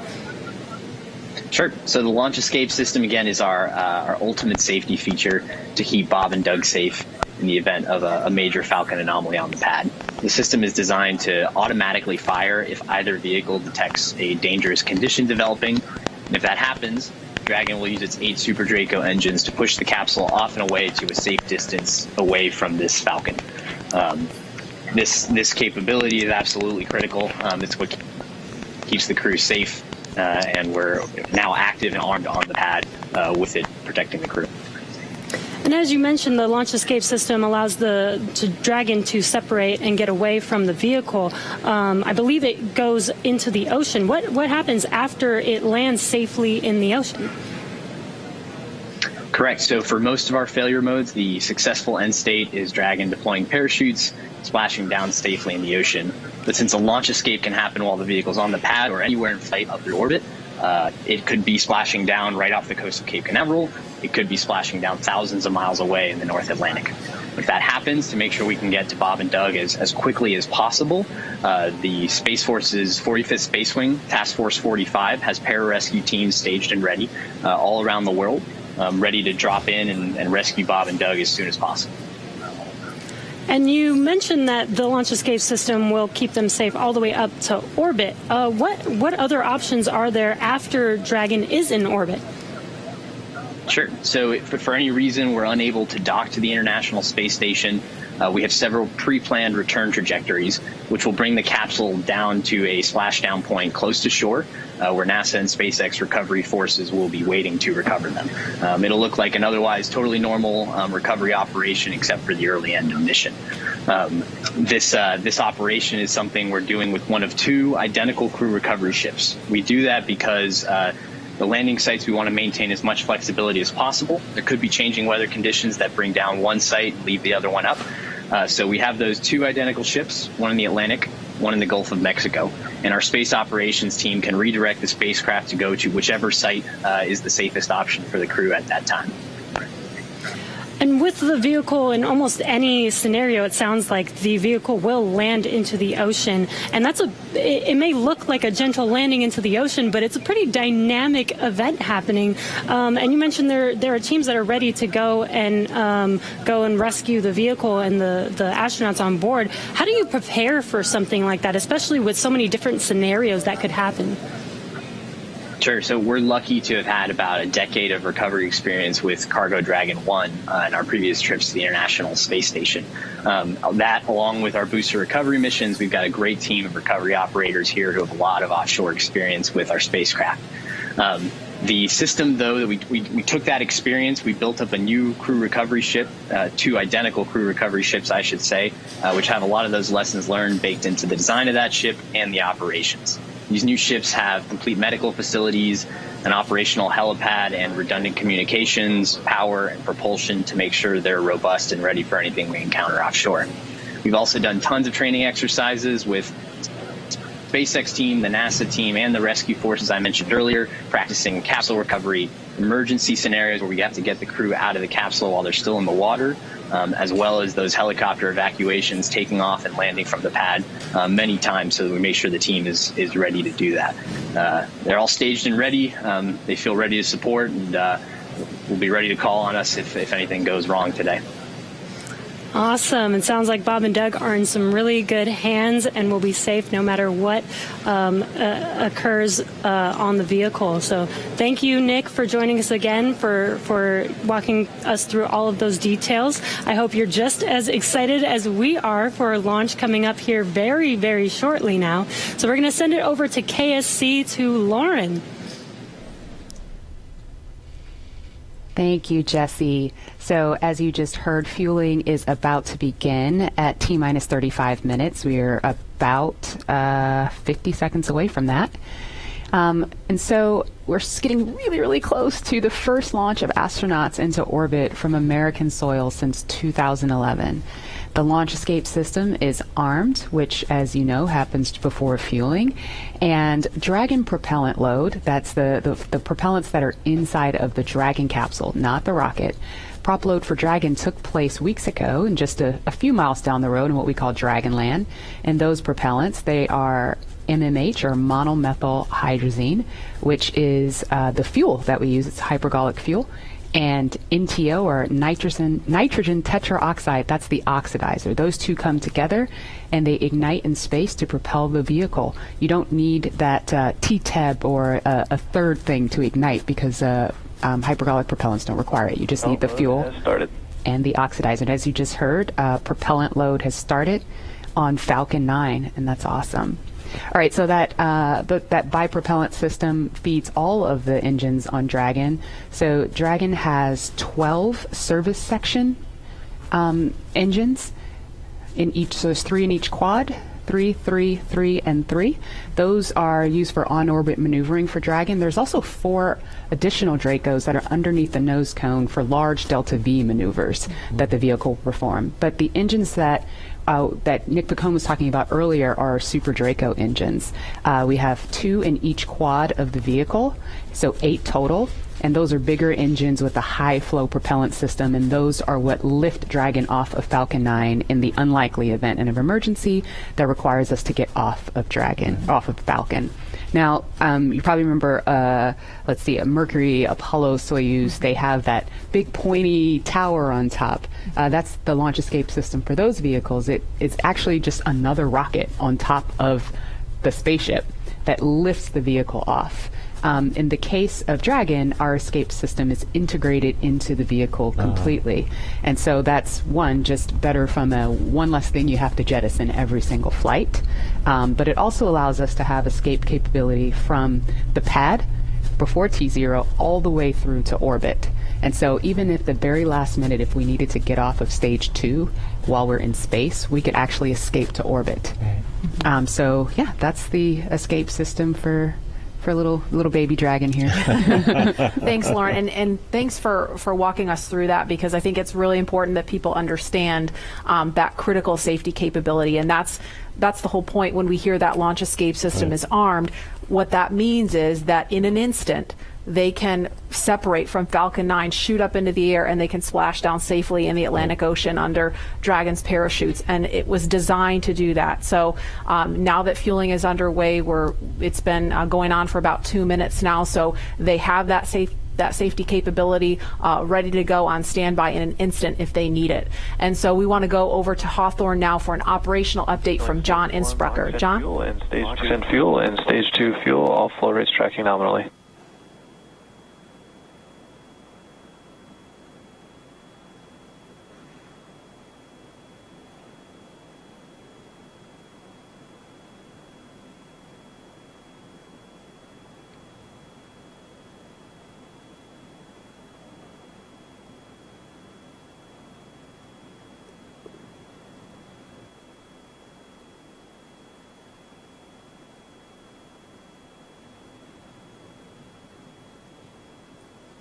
We're T-minus 32 minutes, counting down. These final minutes, everything's still looking good for Falcon 9 and Dragon for an on-time launch. Falcon 9 did begin propellant load at T-minus 35 minutes as planned. Now on the Falcon 9, we use a fuel and oxidizer as the propellants that power it. The fuel is commonly known as RP1. That's rocket propellant grade 1 kerosene. The oxidizer is densified liquid oxygen, also called LOX. Densified means it is kept much colder than typical for launch vehicles. This allows for more oxidizer to be loaded into the first and second stages.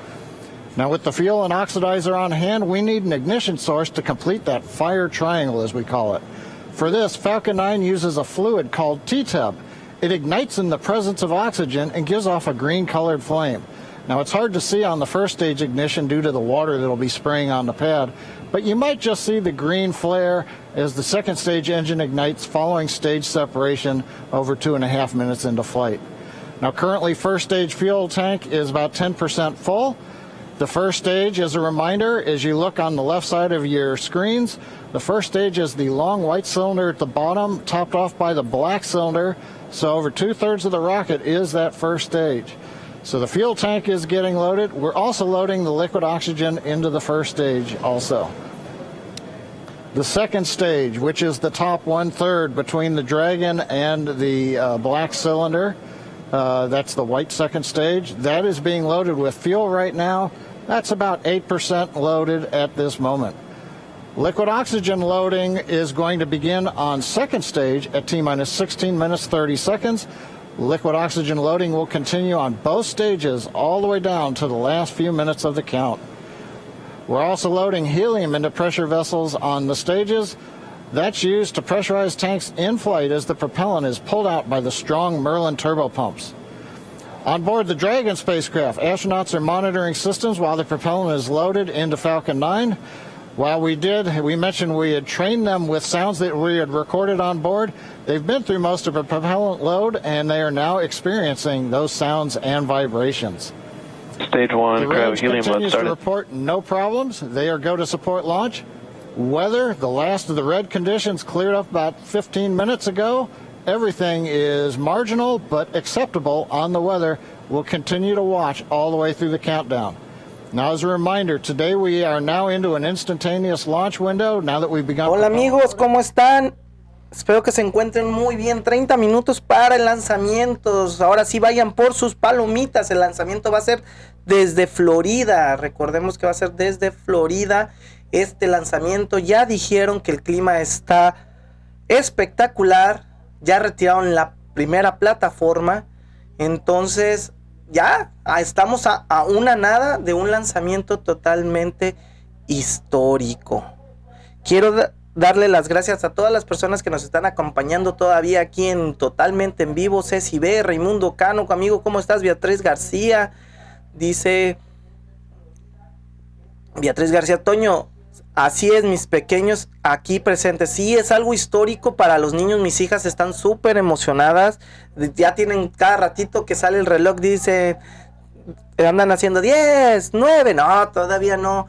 Es algo muy padre y esperemos que todo salga bien. Es algo histórico, ¿por qué no?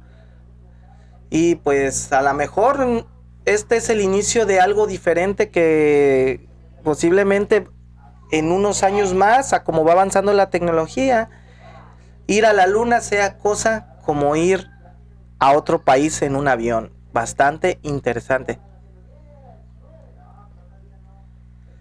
¿Qué van a ir a hacer al espacio? Pues lo hemos mencionado aquí, pero lo volvemos a hacer.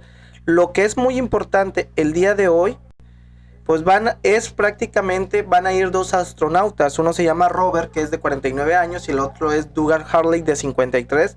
Los dos, ambos expilotos, que se sumaron a la NASA en el año 2000. Despegarán precisamente este sábado en la plataforma histórica 39A en Falcon Space en Florida. Se trata del primer vuelo tripulado desde Norteamérica en su cohete fabricado. Este es un cohete fabricado en Estados Unidos después del fin del programa de los transbordadores. Bueno, no sé si ustedes se acuerdan de los transbordadores. En el 2011 se dejaron de construir. Entonces es el primer cohete construido en Estados Unidos, tripulado. Pero lo que es más importante es que es por una empresa privada. Once the automated undocking sequence is complete, Dragon will complete 2 departure burns using its Draco engines, pushing it away from the space station. And next up on the trip, deorbit entry and landing, or splashdown. Algo que me llama mucho la atención de este diseño de este cohete, aunque dicen que es el más seguro, que se me hace un cohete muy delgado. Los otros, o sea, está muy delgadito. Está involucrado lo que es la compañía, pues SpaceX, está involucrado Tesla, está involucrado muchas compañías, pues bastante importantes. Y pues se dice que después de este lanzamiento, pues el mundo del mundo aeroespacial va a cambiar. ¿Será posible? Es cuestión de esperar, pero hay que ser parte de esta historia. Estos son los hechos históricos en los cuales hay que estar presentes. Things have cleared up and it looks like we might actually do this today. If you're just joining us, we are now 25 minutes, 46 seconds and counting from the first launch of astronauts to the International Space Station from U.S. soil in 9 years. This will mark the beginning of a new era where more people will be able to fly to space than ever before. And we want to share with you the results of a poll we asked a little earlier. If you could go to the moon, now it's not where the astronauts are going today, they're going to the space station, but if you could go to the moon, would you rather visit the South Pole where no one has been before or the Apollo 11 landing site? And it was a pretty even split. We had 46% of you say you would go to the moon's south pole, and 54% of you would go to the Apollo 11 landing site. I kind of side with the Apollo 11 landing site because I'm a history buff and I want to see where Neil Armstrong and Buzz Aldrin set foot. So I don't know. What do you guys think? Lauren, which place would you go?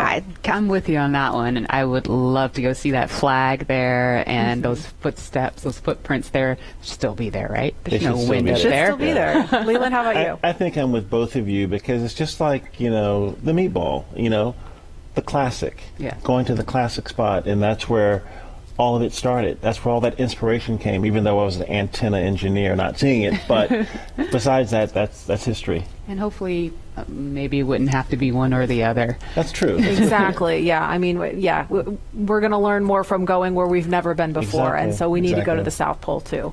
And we are thrilled to see all of you following along online. Thank you for answering our poll. And we're going to go over to Tahira, who's been monitoring all the action with less than 25 minutes to go. Tahira, I'm sure things are heating up online.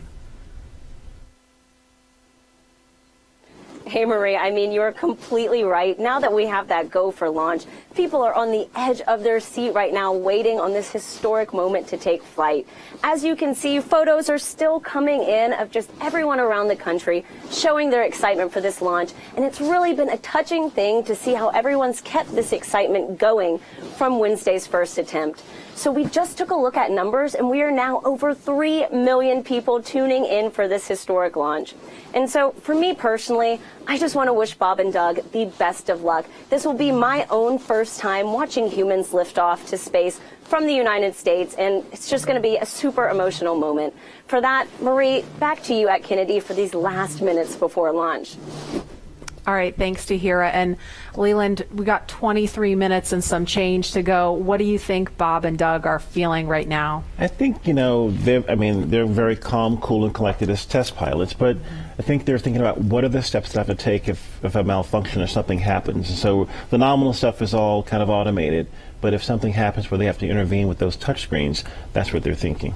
Mm-hmm. And we're just inside 23 minutes now. So on Wednesday, we were 5 minutes further in the countdown when we heard that call to scrub, and the weather was still very touch and go at this point on Wednesday. But today, it at least for right now, I don't want to jinx it. I'm afraid to even say it out loud, but it looks better today. Yeah, and it feels like I'm feeling it a lot more than I did on Wednesday. Right. And speaking of Bob and Doug and them being really calm and cool and collected, haven't had the opportunity to be in meetings with them and to watch them train. I have to say, and to all of my friends who work with them every single day, the feedback is always just what great people they are, right. And just how not just bright and sharp they are, but just good people. And around the office, we often refer to them as the dads. The dads? They're What is the that? dads. They're dads. They are dads, Okay. and we've met their families. And when you see people on that very personal level, it starts to mean so much. They are a part of our team. You know, they're not a customer. They're our team. They're not a payload. They're our team. They're our family. And so we're just so excited to see the dads up there today. Yeah. Go dads. Yeah. All right, we're going to go send it over to Gary for an update from Houston. Gary? Hey, Marie. The space station team here is focused. All eyes are on the system checks that are happening across the board, and we're listening in as we close in on launch. And I can tell you that things are looking very good. Chris Cassidy will be watching from the International Space Station, right now flying over the Pacific Ocean. It's heading to cross right over the launch pad. We might even get some good views from the station. Hope to be capturing those. We'll have the launch view on the big screen up front, and everyone's excited to see our 2 crew members on their way to the International Space Station. But before we get to it, I just want to pass on good luck from the entire flight operations community here in Houston. It's always exciting to be doing something wholly new and history-making with station operations, and we can't wait to see our team members Bob and Doug in low Earth orbit and heading to the International Space Station. That's it from us here in Mission Control Houston. I'll send it back over to the team in Hawthorne for the latest happening there. John. T-minus 20 minutes, 30 seconds. We're Strong continuing to started. count down. Everything is still looking good for launch of Falcon 9 and Dragon. 22 minutes, 45 seconds after the hour. Stage Right 2 now on the RP1 right-hand load is side, complete. you can see a large white cloud coming off of the strongback. That is normal. As we get ready to load the second stage with liquid oxygen, we have to chill in the plumbing lines going up that strongback. And so as we relieve pressure, the moist, humid Florida air condenses around it, and that gives you the cloud. So that tells us that things are actually on schedule. We did begin propellant load at T-minus 35 minutes. Fuel loading on the second stage, I believe we just heard the call out that it is complete. First stage fuel load is continuing, and right now that's a little more than, that's about 60% of the way full. So things are looking good. Second stage is getting ready to begin the liquid oxygen loading. After they finish chilling in the lines that you see on the monitor, they'll begin the load at T-minus 16 minutes and 30 seconds. The range right now is go, ready to support. Weather continues to be go. As we inch our way closer, we're keeping our fingers crossed. We're waiting to hear if anybody calls out an issue, but for the moment, as you can see on the screen, it looks good. Now, on the Dragon side, the Dragon mission director and the team there are reporting no issues. They've done their communications checkouts. The crew access arm, as you can see, is retracted away from the spacecraft. The crew is strapped in and they are ready to go. Now, final instructions will be going to the crew at T-minus 10 minutes. The crew displays will be configured for launch, and that setup will give astronauts Bob Behnken and Doug Hurley insight into how the launch is proceeding and provides constant updates on vehicle health. We've already heard the crew give their go, close their visors, and get ready for launch. For Dragon, it'll enter terminal count at T-minus 5 minutes. When it transitions to internal power, we'll hear continued call-outs on the countdown net as we get close to zero and to liftoff. But right now, at T-minus 18 minutes, 15 seconds, everything continues to be go for an on-time launch. So, Dan, Jesse, things are looking pretty good. How are they doing over at your stand? Things are great from about 15 feet away from you, John, and honestly, things are looking pretty great down at the pad there. We're seeing a lot more blue in the sky. Green is the color we want when we're talking about weather, and that's where we're sitting right now. So we're continuing to count down. We are under 18 minutes away from liftoff. Again, it's an instantaneous liftoff it's going to be 12:22 and 45 seconds here on the West Coast, 3:22 and 45 seconds over on the East Coast there in Florida. Just a reminder, it's going to be about a 9-minute ride up to orbit for the Falcon 9 and Bob and Doug on board Dragon. It'll be a 2-stage flight So we'll see the first stage fly until we hear MECO, or main engine cutoff, about 2.5 minutes into flight. After that, the second stage will take over and continue to power them the rest of the way. Second engine cutoff comes in just under 9 minutes at about 8 minutes and 44 seconds. Following that second stage completing its job, it'll continue to coast for about 3 minutes. It'll do a slight attitude adjustment and null out any rates, so make sure it's not in any kind of a spin before they do separation. So that's when the Dragon spacecraft will physically separate from the Falcon 9 vehicle, and Bob and Doug will be flying free. It's about a 19-hour ride if we launch today on time. So that means Bob and Doug will get on orbit. They'll have a number of burns, or those firings of those Draco thrusters that they'll do over Stage 2 LOX several... load started. We hear the LOX. The liquid oxygen load has now started on stage 2. But again, they're going to be doing a series of burns on the way uphill towards the International Space Station 5, spread out over the first 16 hours or so of their flight until they get much closer and it's time for that approach and docking. And we are expecting that with an on-time launch to happen today. That'll be coming tomorrow in the afternoon. All right, now that we're under 16 minutes away, we have a special guest joining us. I'm going to toss it over to Jesse. We are T-minus 15 minutes and 45 seconds from liftoff of our second demonstration mission today, and we have the honor of having SpaceX's President and COO, Gwen Shotwell, join us. Thanks, Gwen, for coming out and taking a few minutes to chat with us. Thanks, Jesse. We know you've been on console. How's the countdown been going so far in there? Countdown is clean today, just like it was Wednesday. We did clear the weather hurdles sooner than we did on Wednesday.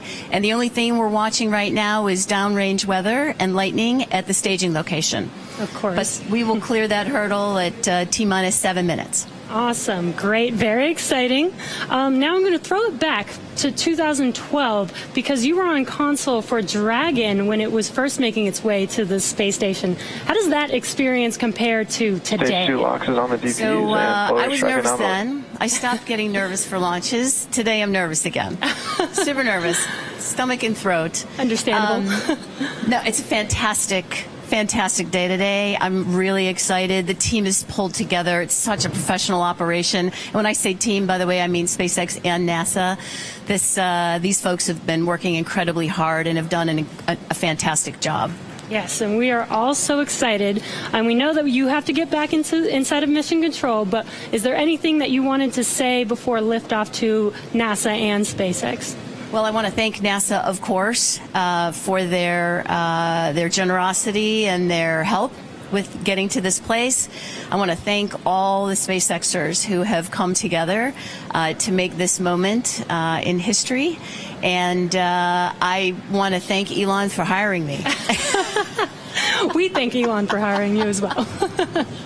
Thank you so much for joining us. We'll let you get back to mission control.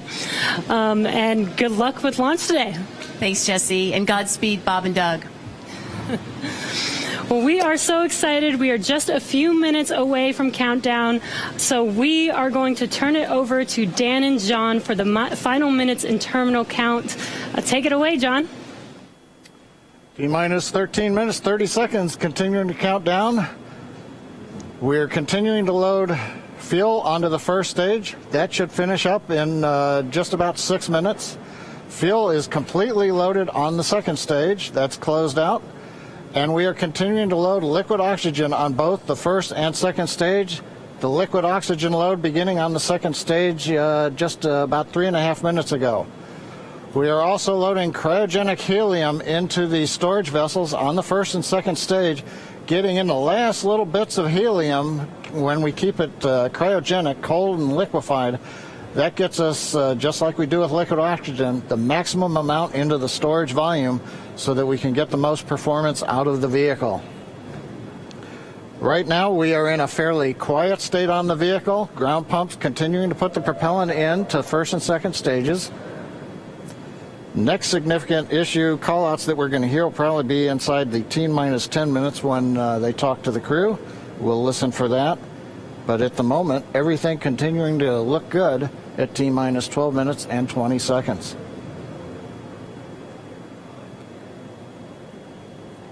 We're getting real close now, John. It's only a little over 12 minutes away. Just a reminder for everybody, it's about a 9-minute ride uphill. We'll have some dueling boxes going on as that first stage is going to be coming home while the second stage is carrying Bob and Doug into orbit. So obviously, we'll be keeping an eye on our astronauts the whole way uphill. Some of the calls that you'll be hearing, as there will be what we call performance calls over the Dragon to ground the entire way uphill. And you'll just hear some of the SpaceX engineers calling out trajectories and booster performance. So we're always looking for that word nominal. I know that's one of John's favorite words. That's one of mine too. We want to hear nominal as much as possible up on the way uphill. You might also hear some number and letter combinations, and those correspond to the different abort zones that Bob and Doug are in during their flight uphill. There's 1A and 1B, which signify that they're on the first stage. Amigos, qué emocionante. Estamos prácticamente a 11 minutos de un lanzamiento histórico. Díganme qué piensan. ¿Qué piensan acerca de este lanzamiento histórico? Aquí María López dice, va a ser un lanzamiento fifí. Nuestro amigo Amlomanía dice, faltan 13 minutos, solo llegarán al espacio. Es bastante interesante. Vayan y avísenle a sus hermanitos, a todos, por favor, que ya va a iniciar. Esto es historia pura, amigos. Which they'll be going off the coast of Ireland at the later stages of the second stage if they have to abort. So just prepping you now for some of those calls. You're hopefully going to hear that word nominal a whole lot on the way uphill. 10.5 minutes. Things are pretty quiet. As John I said, it'll pick up right at about 10 minutes. We'll wait for the crew just to confirm that their displays are in order. The crew is already strapped in and reported that they are go for launch. And we'll continue to watch the fuel gauges tick up on the Falcon 9 vehicle until fueling cuts off at just about 2 minutes prior to launch. Dejo teléfonos en pantalla si hay alguien que quiera marcar y dar su opinión antes del lanzamiento en estos próximos 5 minutos. Alguien que quiera hablar y dar su opinión, estamos totalmente en vivo, amigos. Díganme qué piensan acerca de este lanzamiento. Los teléfonos están abiertos en Estados Unidos en el 562-599-9946 y en México pueden marcar al 001-562-599-9946. Y les quiero agradecer a todas las personas que se encuentran en este momento por su preferencia.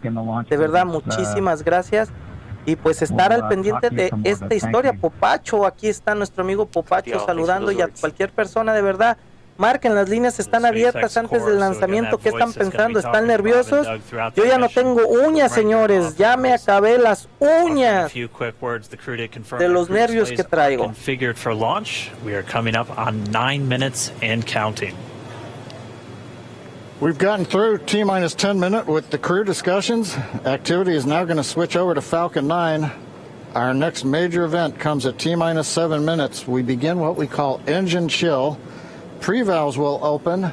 Those currently separate propellants on the first stage from getting down to the Merlin engines.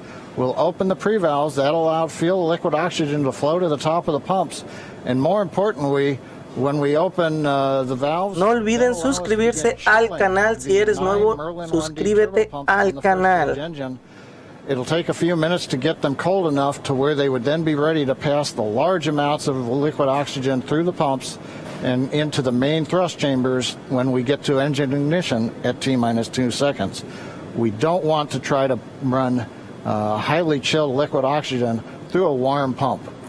You would flash that into gas, and running gas through a high-speed pump is not a good thing. So right now, we are waiting for T-minus 7 minutes. That'll start the engine chill.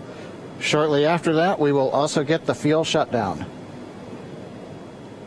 La línea. Hola.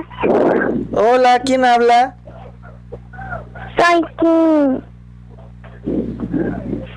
Aló. ¿Quién habla? Hola. Hola.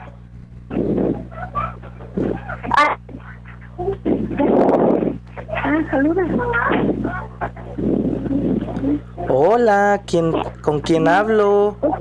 Yo soy Trini. ¿Yo soy quién? Yo soy Trini. Trini, ¿eres Trini? No, Trini. Tini. Soy Trini. Hola, ¿cómo estás? ¿De dónde nos llamas? Yo estoy viendo el lanzamiento. Muy bien, qué bueno que lo estás viendo. Esto es historia. Esto es muy bueno que tú lo veas, para que un día le cuentes a tus amiguitos, a los que no tengan la oportunidad de verlo. Sí. Qué bueno que nos estás acompañando. ¿Estás con tus papis? ¿Estás viendo el lanzamiento junto con tus papis? Sí.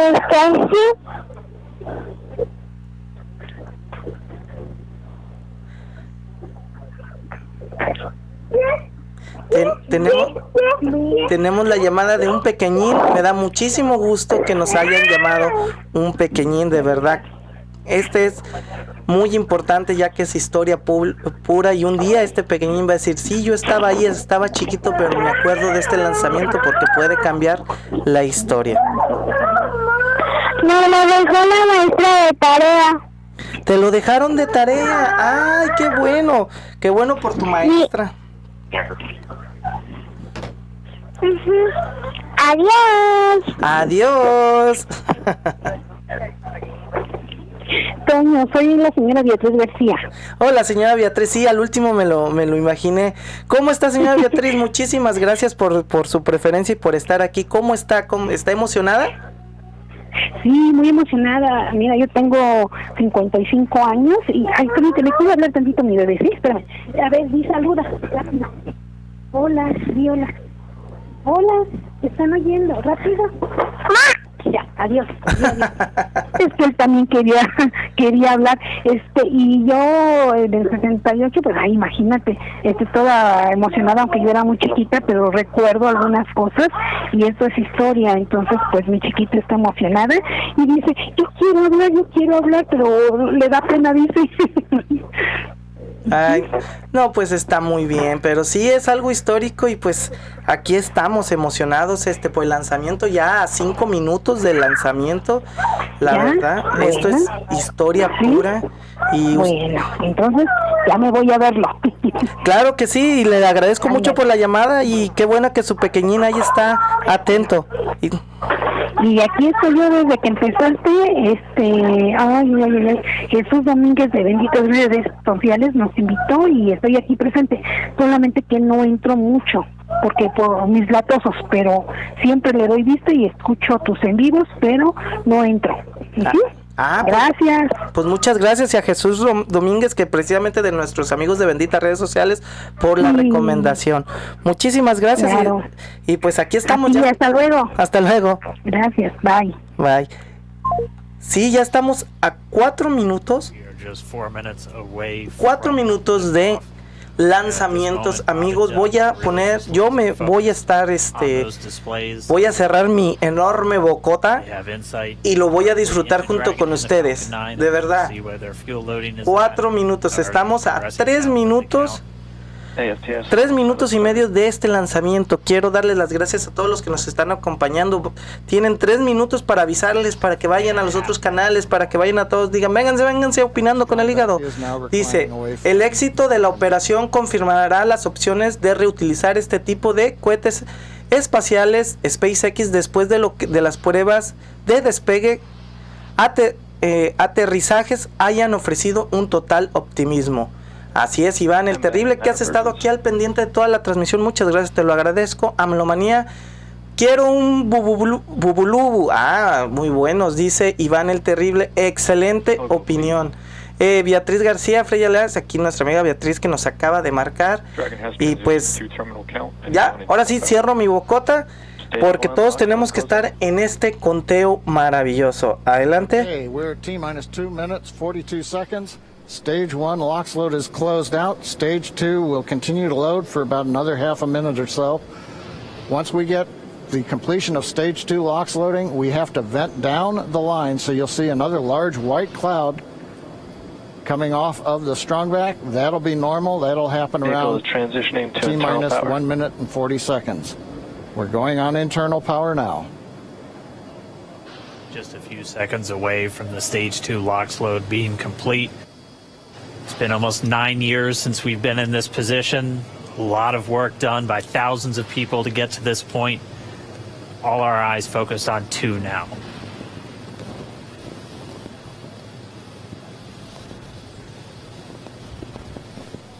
Gracias, Salvador Chávez, amigos, Popacho, María López, Iván el Terrible, Freya Lash, Ceci B, Bill, Beatriz, Amlomanía, muchísimas gracias a todos los que nos están viendo. De verdad, muchísimas gracias por su preferencia. Stage 2 LOX load complete. All fuel, all oxidizer on Falcon 9. 1 minute 34 seconds to go till launch. Ground gas closeouts is starting.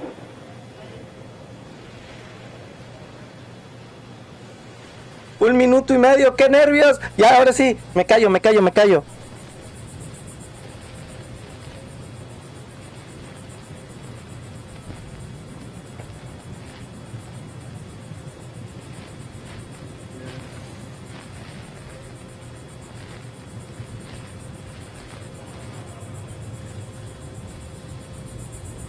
Falcon 9 is in startup. Dragon is in countdown. FTS is armed for launch. Under a minute now, the FTS, the flight termination system, has been armed. Dragon, SpaceX, go for launch. SpaceX Dragon, we're go for launch. Let's light this candle.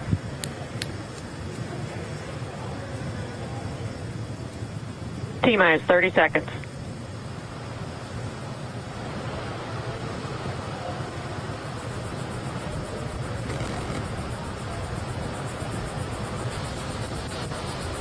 Stage 1 tanks pressing for flight.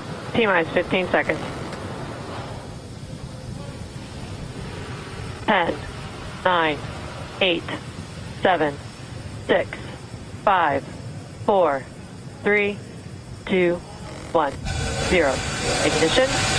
Liftoff of the Falcon 9 and Crew Dragon. Go NASA. Go SpaceX. Godspeed, Bob and Doug. America has launched. And so rises a new era of American spaceflight, and with it the ambitions of a new generation continuing the dream. 20 seconds into flight, Stage 1 propulsion is nominal.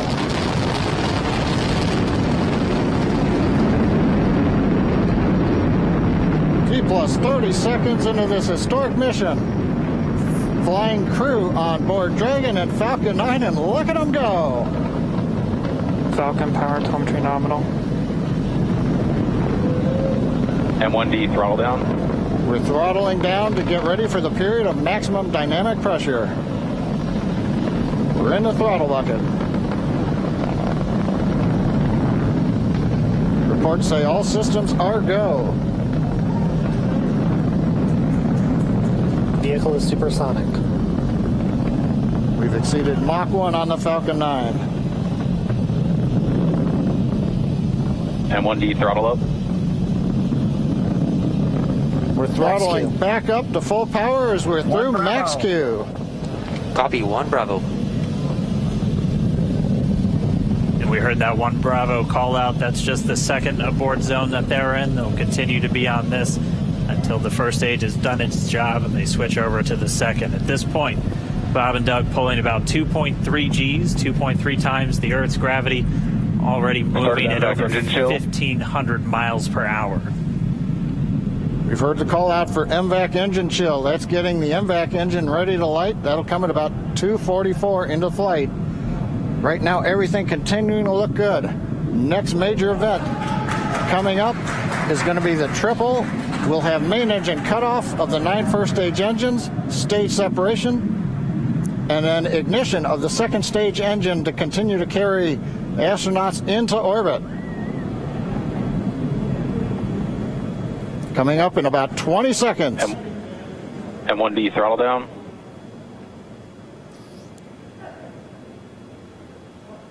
We heard we're throttling down the Merlin engines on the first stage.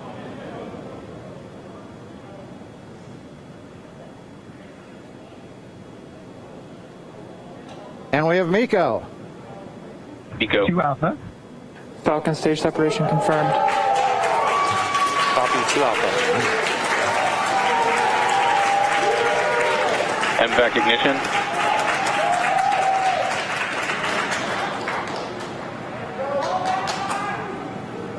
All right, we have stage separation confirmed. The first stage beginning its flight back. The second stage being powered by that single Merlin 1D vacuum engine has ignited and is now carrying Bob and Doug into orbit.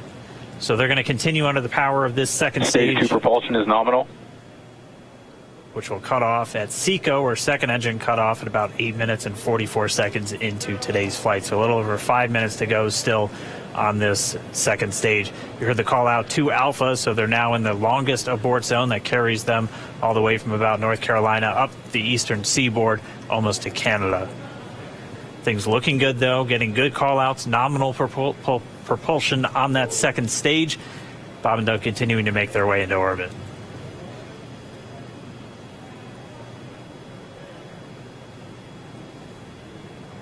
Dragon SpaceX nominal trajectory. Acquisition of signal in Bermuda. SpaceX Dragon nominal trajectory. All right, here in nominal trajectory, so Dragon pointed in the right direction, continuing to make their flight uphill. Heard acquisition of signal Bermuda. That's one of the other ground stations that they're using to get telemetry and data back from this spacecraft. Stage 2 propulsion is still nominal.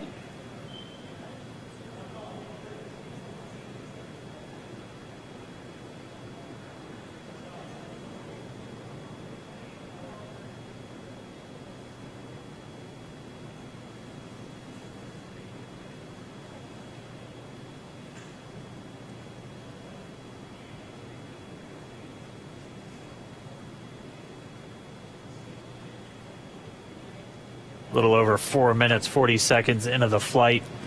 Bob and Doug flying at more than 5,600 miles Dragon per hour. SpaceX nominal trajectory. Already almost 200 miles downrange from the Kennedy Space Center. Nominal trajectory continuing.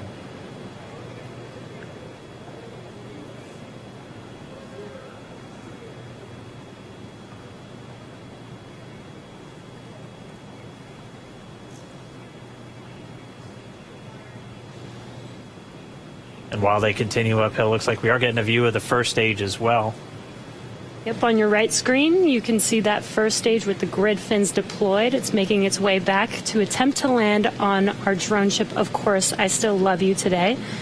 And we're just about a couple minutes away from the entry burn, and that's where 3 of the 9 Merlin engines do ignite to help slow the vehicle down as it re-enters back into the Earth's atmosphere.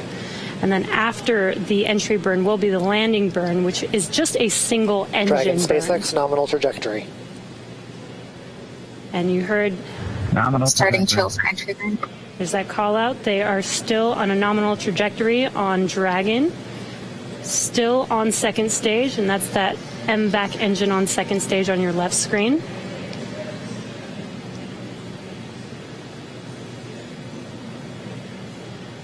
Again, on your right screen is that first stage booster coming back towards our drone ship, Of Course, I Still Love You. We're about a minute away from entry burn.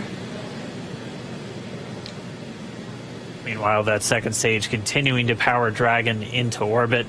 Again, if you're keeping an eye on that timer, that's going to continue to burn until 8 minutes and 44 seconds into flight. So a little over 2 minutes from now, we'll hear the call out SECO. It'll then be a little Stage 2 propulsion is still good. A little over 3 minutes until Dragon physically separates from the second stage of the Falcon 9 after the upper Dragon stage gets a SpaceX chance. nominal trajectory. Dragon copies, nominal trajectory. Continuing to check in with Bob and Doug as they are on a nominal trajectory. Just about 10 seconds away from that first stage, starting that entry burn on your right screen. We should be able to see that view live. Stage 1 entry burn startup.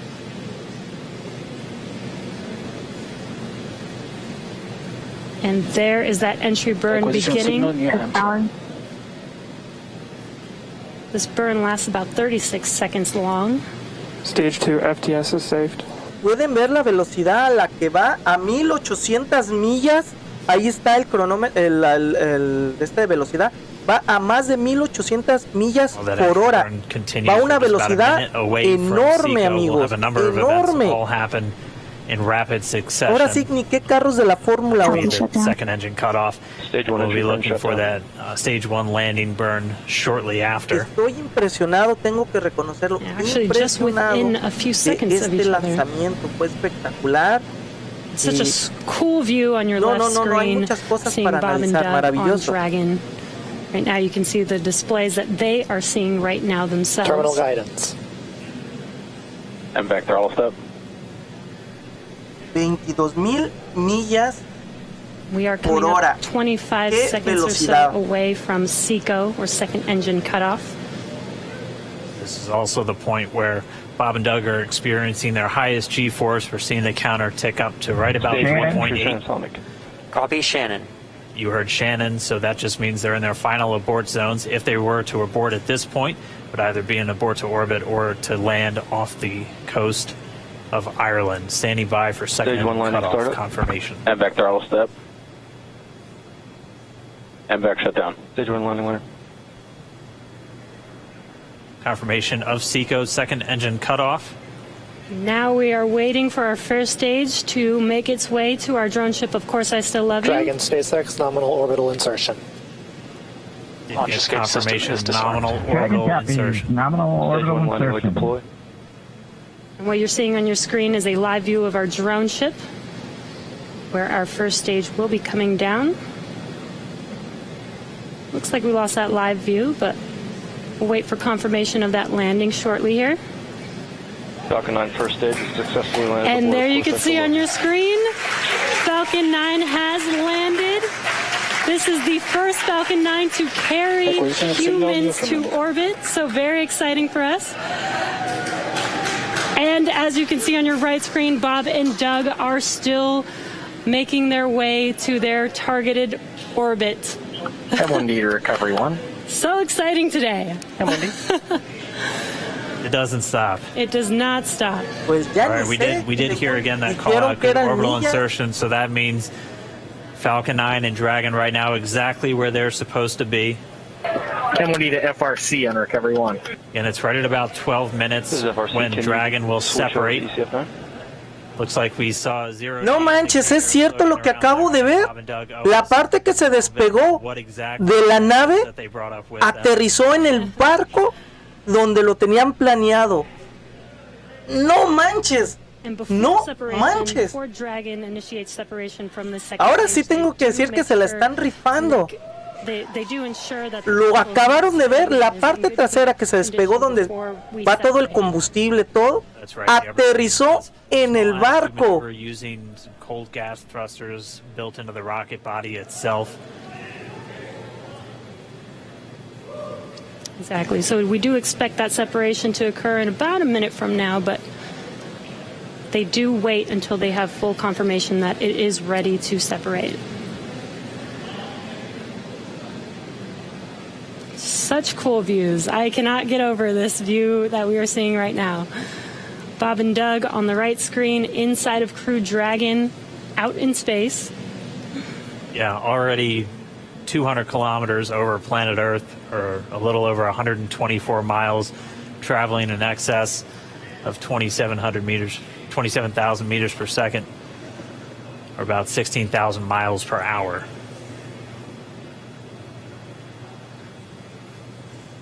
Again, we're just standing by. That separation event should be coming up shortly. Then they'll begin a series of checks on the Draco thrusters that are going to be used to maneuver and then power Dragon on its flight to the International Space Station. Standing by for separation. Expected loss of signal. Señora Beatriz, ojalá lo esté disfrutando. It sounds like we had an expected LOS loss of signal with one of the ground stations. Es maravilloso lo que estamos viendo. Tenemos que waiting for confirmation now of that Dragon separation confirmed. A esta compañía privada que hasta ahorita todo les está there is a great view right in front of you. Dragon separating. And there's that call out. Dragon is now officially making its way to the International Space Station today. Así es el trabajo Dragon de SpaceX, with that separation call, we have a few words for you from our Falcon 9 team. Standing by. Dragon, Chief Engineer on Dragon to Ground. Bob Doug, on behalf of the entire launch team, thanks for flying with Falcon 9 today. We hope you enjoyed the ride and wish you a great mission. Se acaba de despegar la segunda parte de la nave. La segunda parte se acaba de despegar. Ride for Falcon 9, and it was incredible. Appreciate all the hard work, and thanks for the great ride to space. Copy all. And like, proud of you guys and the rest of the team. Thank you so much for what you've done for us today, putting America back into low Earth orbit from the Florida coast. Copy all. Good luck. Godspeed.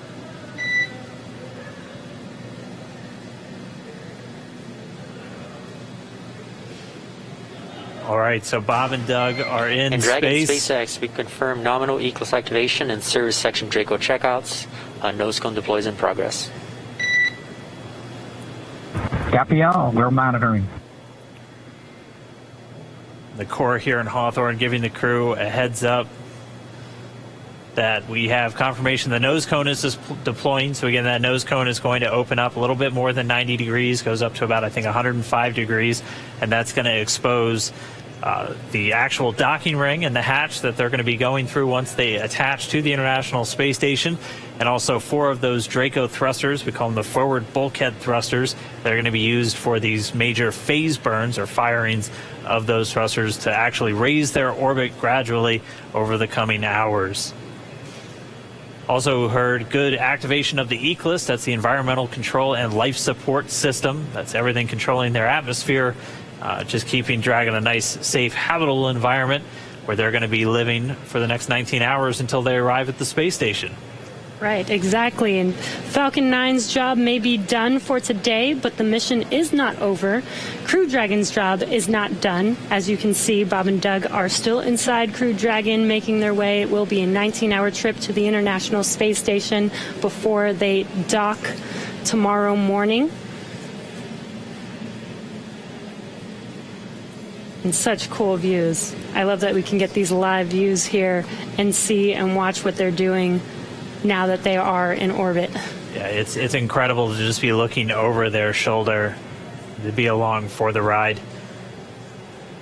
And we're going to be with them, and we're going to be with all of you the entire way for their journey to the space station. We're going to be covering live throughout. Bob and Doug will obviously have a sleep period where they'll get about 8 hours of sleep a little bit later today before they wake up for all of their final approach. One of the major things we are looking forward to in the next couple of hours is going to be their first turn at the controls. So they're actually going to be using those touchscreen displays to take control and manually pilot Dragon. We'll walk you through what that's going to look like, and assuming we have some good ground station coverage, we'll be able to get views from right inside Dragon, looking over their shoulder as they manipulate the controls at the display. But I mean, we had a smooth ride uphill, both stages of the Falcon 9 doing their job, placing Bob and Doug in orbit. I mean, this is a day, this is a historical day. This is us kicking off that new era of spaceflight that we've all been talking about and longing for since the Space Shuttle program came to an end in 2011. Yes. And the weather cooperated. Yes, second time's a charm. Right. All right, so day for the history books. As you can see, we have lost some live signal there, but the mission still continues, and we're going to send it over to KSC to continue broadcasting live with you. Loss of signal, Newfoundland. Yeah, Jesse and Dan, we are just in awe over here. When I woke up this morning and looked at the weather forecast, I was like, man, we're going to be back here on Sunday, but we did it. The room cleared out. Everybody was outside watching, and inside the lights were shaking, the cameras were shaking. Lauren came back in with tears in her eyes. This is really amazing. I can't believe it. I saw it with my own eyes. This is, I'm a little bit speechless. Así es, amigos, está impresionante esta situación, como en 15 minutos ya están en el espacio. es una cosa maravillosa. De verdad es algo para sorprendernos. Les dejo los teléfonos ahí. Si hay alguien que quiera dar su opinión de lo que acabamos de ver, me gustaría escucharlos. ¿Cuál es su opinión acerca de esto? La misión pues es una empresa privada que está haciendo por primera vez, está lanzando, que es SpaceX, que está lanzando un vuelo. Y hay cosas para resaltar en esta transmisión. Algo que me sorprendió muchísimo, amigos, es el hecho de que a la hora del despegue no contaminó como otras veces se hacía, que salía la contaminación, o sea, el montón de fuego con el humo.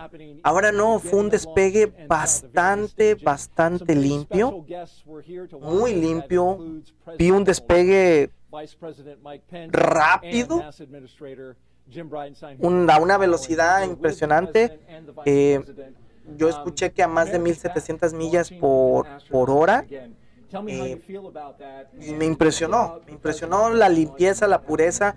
Me impresionó mucho la hora cuando despegaron la primera parte del cohete, como donde viene todo el combustible, aterrizó en el barco que tenían planeado, y esto ayuda mucho a no estar contaminando. Hasta ahorita está siendo un éxito total lo que es esta misión. Tienen que ir a la base espacial, van a vivir ahí por 19 horas y después van a regresar. Díganme ustedes, me gustaría alguna llamada de ustedes para compartir alguna opinión. Los teléfonos están en pantallas. Es precisamente al 562-599-9946 o aquí en México al 001-562-599-9946. ¿Cómo lo vivieron sus pequeñines? Mis hijas estaban emocionadas. Yo estaba muy nervioso. Yo sí me puse nervioso, así de no, pero desde el despegue fue algo wow, maravilloso. Me gustaría alguien de ustedes que me diera su punto de vista, porque sí es muy interesante de verdad. Me gustaría que marcaran y compartiéramos estos puntos de vista. Tomorrow they're going to dock to the International Space Station. Tonight I'm heading to Houston to be at the Johnson Space Center when that happens. So it's a bit of a relief. The nose cone is now open. It's now deployed, which means that now we're going to go into some burns. We're going to have some phasing burns. We're going to have some boosting burns, and we're going to get as much as we can in alignment with the International Space Station as early as possible here. But also, I know it's hard, but the big thing that we need to do now is we got to get. Con esta situación, amigos, estuvo impresionante. Aquí a María López no le gusta esto, dice, es un lanzamiento neoliberal muy feo, el cual también coincido parte en su analogía, porque pues es recursos que se pueden utilizar para cosas mejores. Me gustaría junto con ustedes, no sé qué piensan, que volvamos a revivir este momento, justamente cuando despega el cohete. Es impresionante. Me gustaría que alguien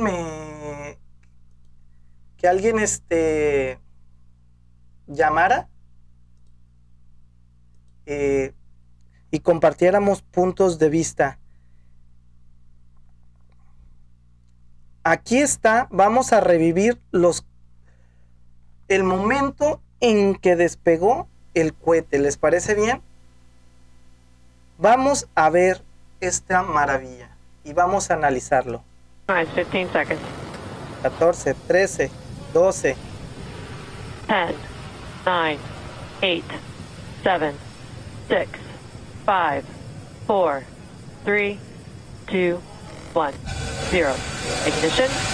Liftoff of the Falcon 9 and Crew Dragon. Go NASA, go SpaceX, Godspeed, Bob and Doug. America has launched. And so rises a new era of American spaceflight, and with it the ambitions of a new generation continuing the dream. 20 seconds into flight, stage 1 propulsion is nominal.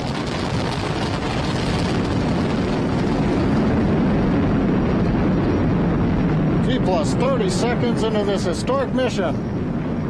Flying crew on board Dragon and Falcon 9, and look at them go.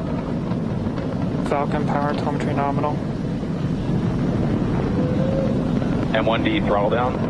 We're throttling down to get ready for the period of maximum dynamic pressure. We're in the throttle bucket.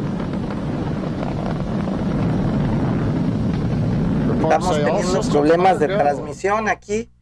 Se me perdió, pero bueno, es impresionante cómo se hizo este despegue. We're throttling back up to full power as we're through max Q. Copy one, pero el despegue, vamos a volver a ver a la hora en que... 6, T-minus 15. Esto es lo que a mí me impresionó, porque aquí es la parte más delicada del despegue. Pero yo tenía mis dudas del cohete y funcionó de maravilla. Vamos a ver. Vamos a verlo una vez más. 9, 8, 7, 6, 5, 4, 3, 2, 1, 0. Ignition. Liftoff of the Falcon 9 and Crew Dragon. Go NASA, go SpaceX, Godspeed, Bob and Doug. ¿Qué piensan de este lanzamiento? Díganme, las líneas están abiertas, el teléfono lo están viendo en su pantalla al 562-599-9946 en Estados Unidos y en México al 001-562-599-9946. Y quiero leer algunos de sus comentarios. Eso es lo más importante. Aquí dice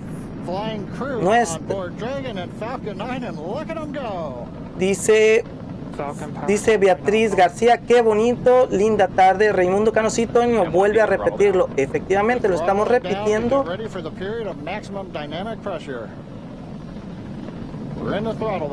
Dice aquí, hubiera estado padre que se hubiera podido ver desde afuera, desde la casa. Claro que sí, pero pues estamos dependiendo en dónde estamos, pero sí muy emocionante. Para la otra, hasta Capa Cañaveral me caí.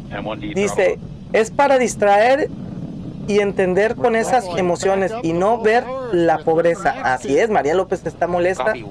Comparto tu punto de vista, a María. Y más en este punto a los norteamericanos este tipo de cosas son las que los emocionan. Tenemos una llamada. Adelante.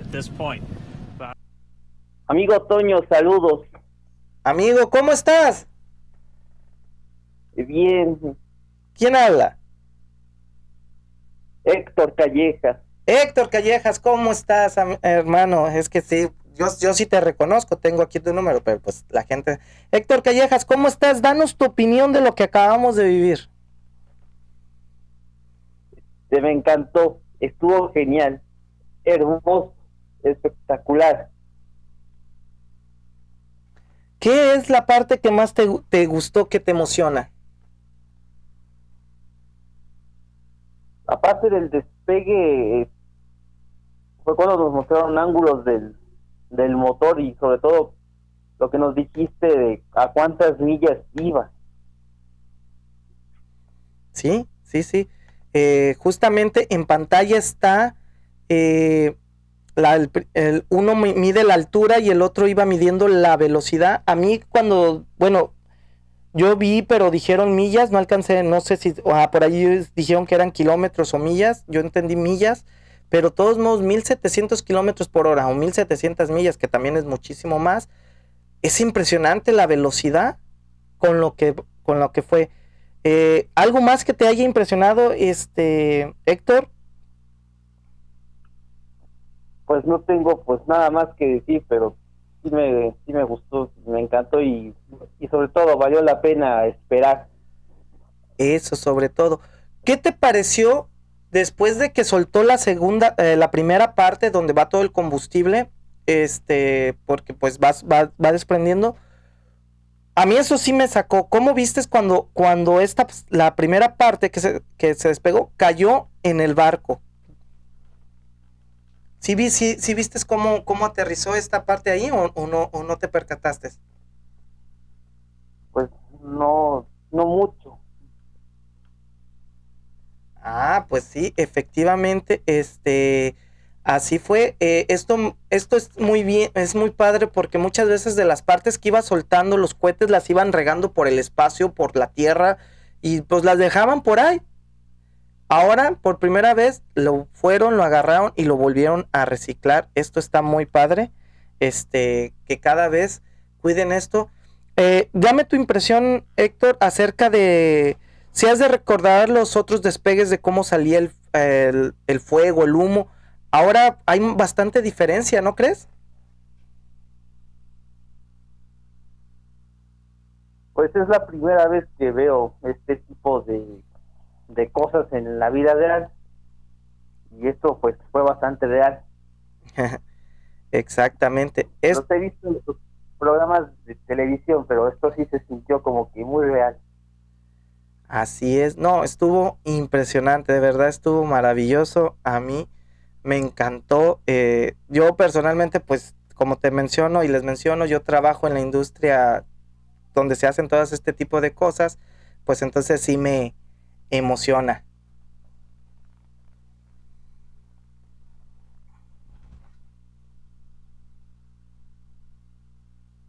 ¿Estás ahí, Héctor?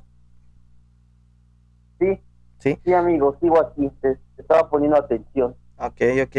No, pues está muy bien, Héctor. Pues muchas gracias, Héctor, por tu llamada y esperemos que alguien más llame y que comparta su punto de vista, ¿no te parece? Sí, amigo, estoy de acuerdo con esto y que se recupere el chamuco y que sobre todo esté bien. Saludos para él. Así es. No, está muy bien, créemelo. Sale, Héctor, muchísimas gracias. Sí, amigo. Nuestro amigo Héctor Callejas aquí marcándonos y las líneas están abiertas para compartir su punto de vista. Adelante, que nos digan qué es lo que piensan acerca de este lanzamiento. Antes de despedir esta bonita transmisión, díganos, quisiera escucharlos, quisiera compartirlos. Aquí ya veo que bastantes personas ya volvieron, ya los vi, andaban en el otro changarro, Dice, que fueron ¿a qué fueron al espacio? Pues, ahora sí, van a ir a la nave espacial, ¿no? A la base espacial, van a estar ahí por 19 horas y después van a regresar. Gina Guerrero, Héctor Callejas, buenas tardes. Brenda, ¿cómo estás? Marc Cruzbel también, que ya está aquí. Sigue echándole ganas, Toño. Claro que sí, sobre todo, mira, la actitud es lo único que podemos y hay que estar siempre positivos. Me da muchísimo gusto de que ustedes y nosotros, yo, mis hijas, todos seamos parte de esta historia. Nos guste o no nos guste, esto es historia. Y esto, por lo que acabo de ver, sí va a cambiar la historia. Imagínense, en 14 minutos estás en 14 minutos estás en el espacio. Te van a vender viajes de alrededor de la Tierra o a la Luna, prácticamente a ir a pasar 3 días en alguna base espacial o pues ahora sí, o en la Luna van a hacer un hotel, no lo sé, pero sí está bastante impresionante. Dice Papi México, no va Phillies con el chamuco, ya no lo sigo, pero a ti sí. Ah, muchas gracias. No, el chamuco hay que seguirlo también, a nuestro amigo el Chamuquín, también se puso a transmitir una marcha y después se transmitió esto. Eso está bien, No, papi, te recomiendo que también sigas al chamuco. Recuerda que la comunidad de Opinando con el Hígado y el Chamuco, los encabezados, somos prácticamente lo mismo, nomás revueltos. Entonces, te recomiendo, no nomás a él, a todos. También hace ratito nos marcaron precisamente Beatriz García, que ella viene recomendada por nuestro amigo Jesús Domínguez, de nuestro amigo de Benditas Redes Sociales. De eso se trata, de ser hermanos, de convivir.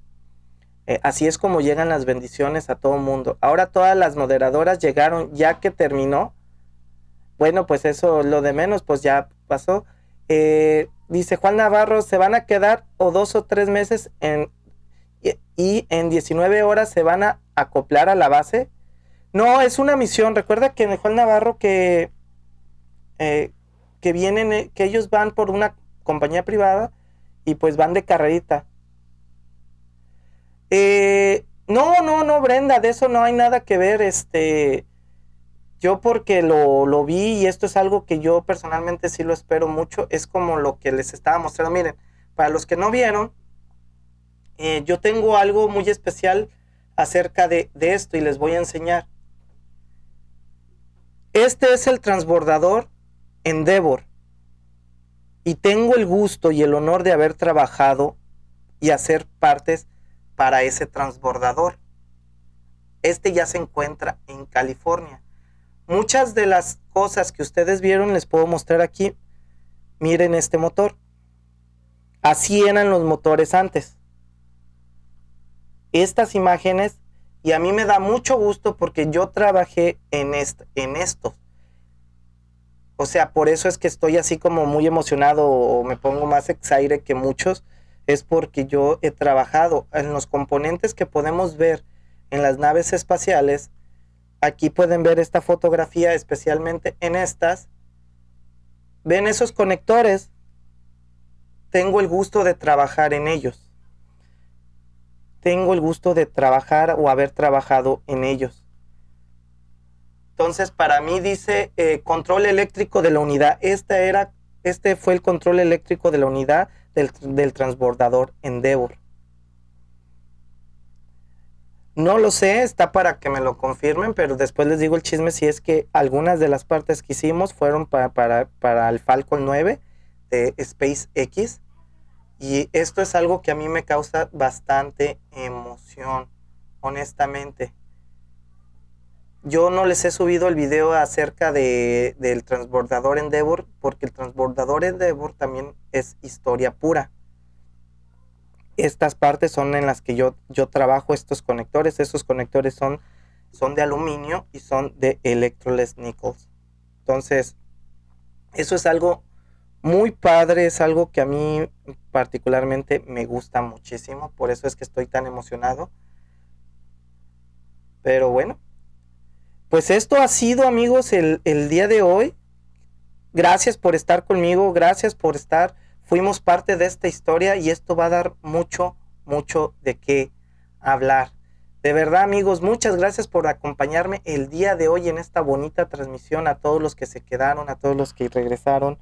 De verdad, quiero agradecerle como siempre a nuestras moderadoras, a Marcus Bell, a Brenda, a Freya Lash, a Laurita, hoy no vi a Paulina, a María López, a Kenji Kenyujo, hoy no lo vi, a todos los que estuvieron desde temprano, a Popocho, a Beatriz García que nos hizo el honor de ponernos a su pequeñita a ver el despegue. De verdad, muchas gracias, Beatriz. A Iván el Terrible, que estuvo aquí todo el tiempo, también mi hermano. También a Jesús Cano, a Héctor Callejas, también saludos, a Beatriz García. A todos, de verdad, a todos los que se dieron cita en esta bonita transmisión. Amigos, recuérdenlo y recuerden que el día que digan, ¡ay! ¿Se acuerdan del Falcon 9 cuando lo mandaron? Ustedes van a decir, ¡ay, sí me acuerdo! Lo vi en Opinando con el Hígado. ¿Y quién es ese? Uy, ya para esto ustedes ya van a estar muy pasitas. Así es. Muchas gracias, los quiero mucho como siempre a todos. Muchísimas gracias y nos vemos hasta la próxima transmisión. Y ahora sí, adiós. Bye.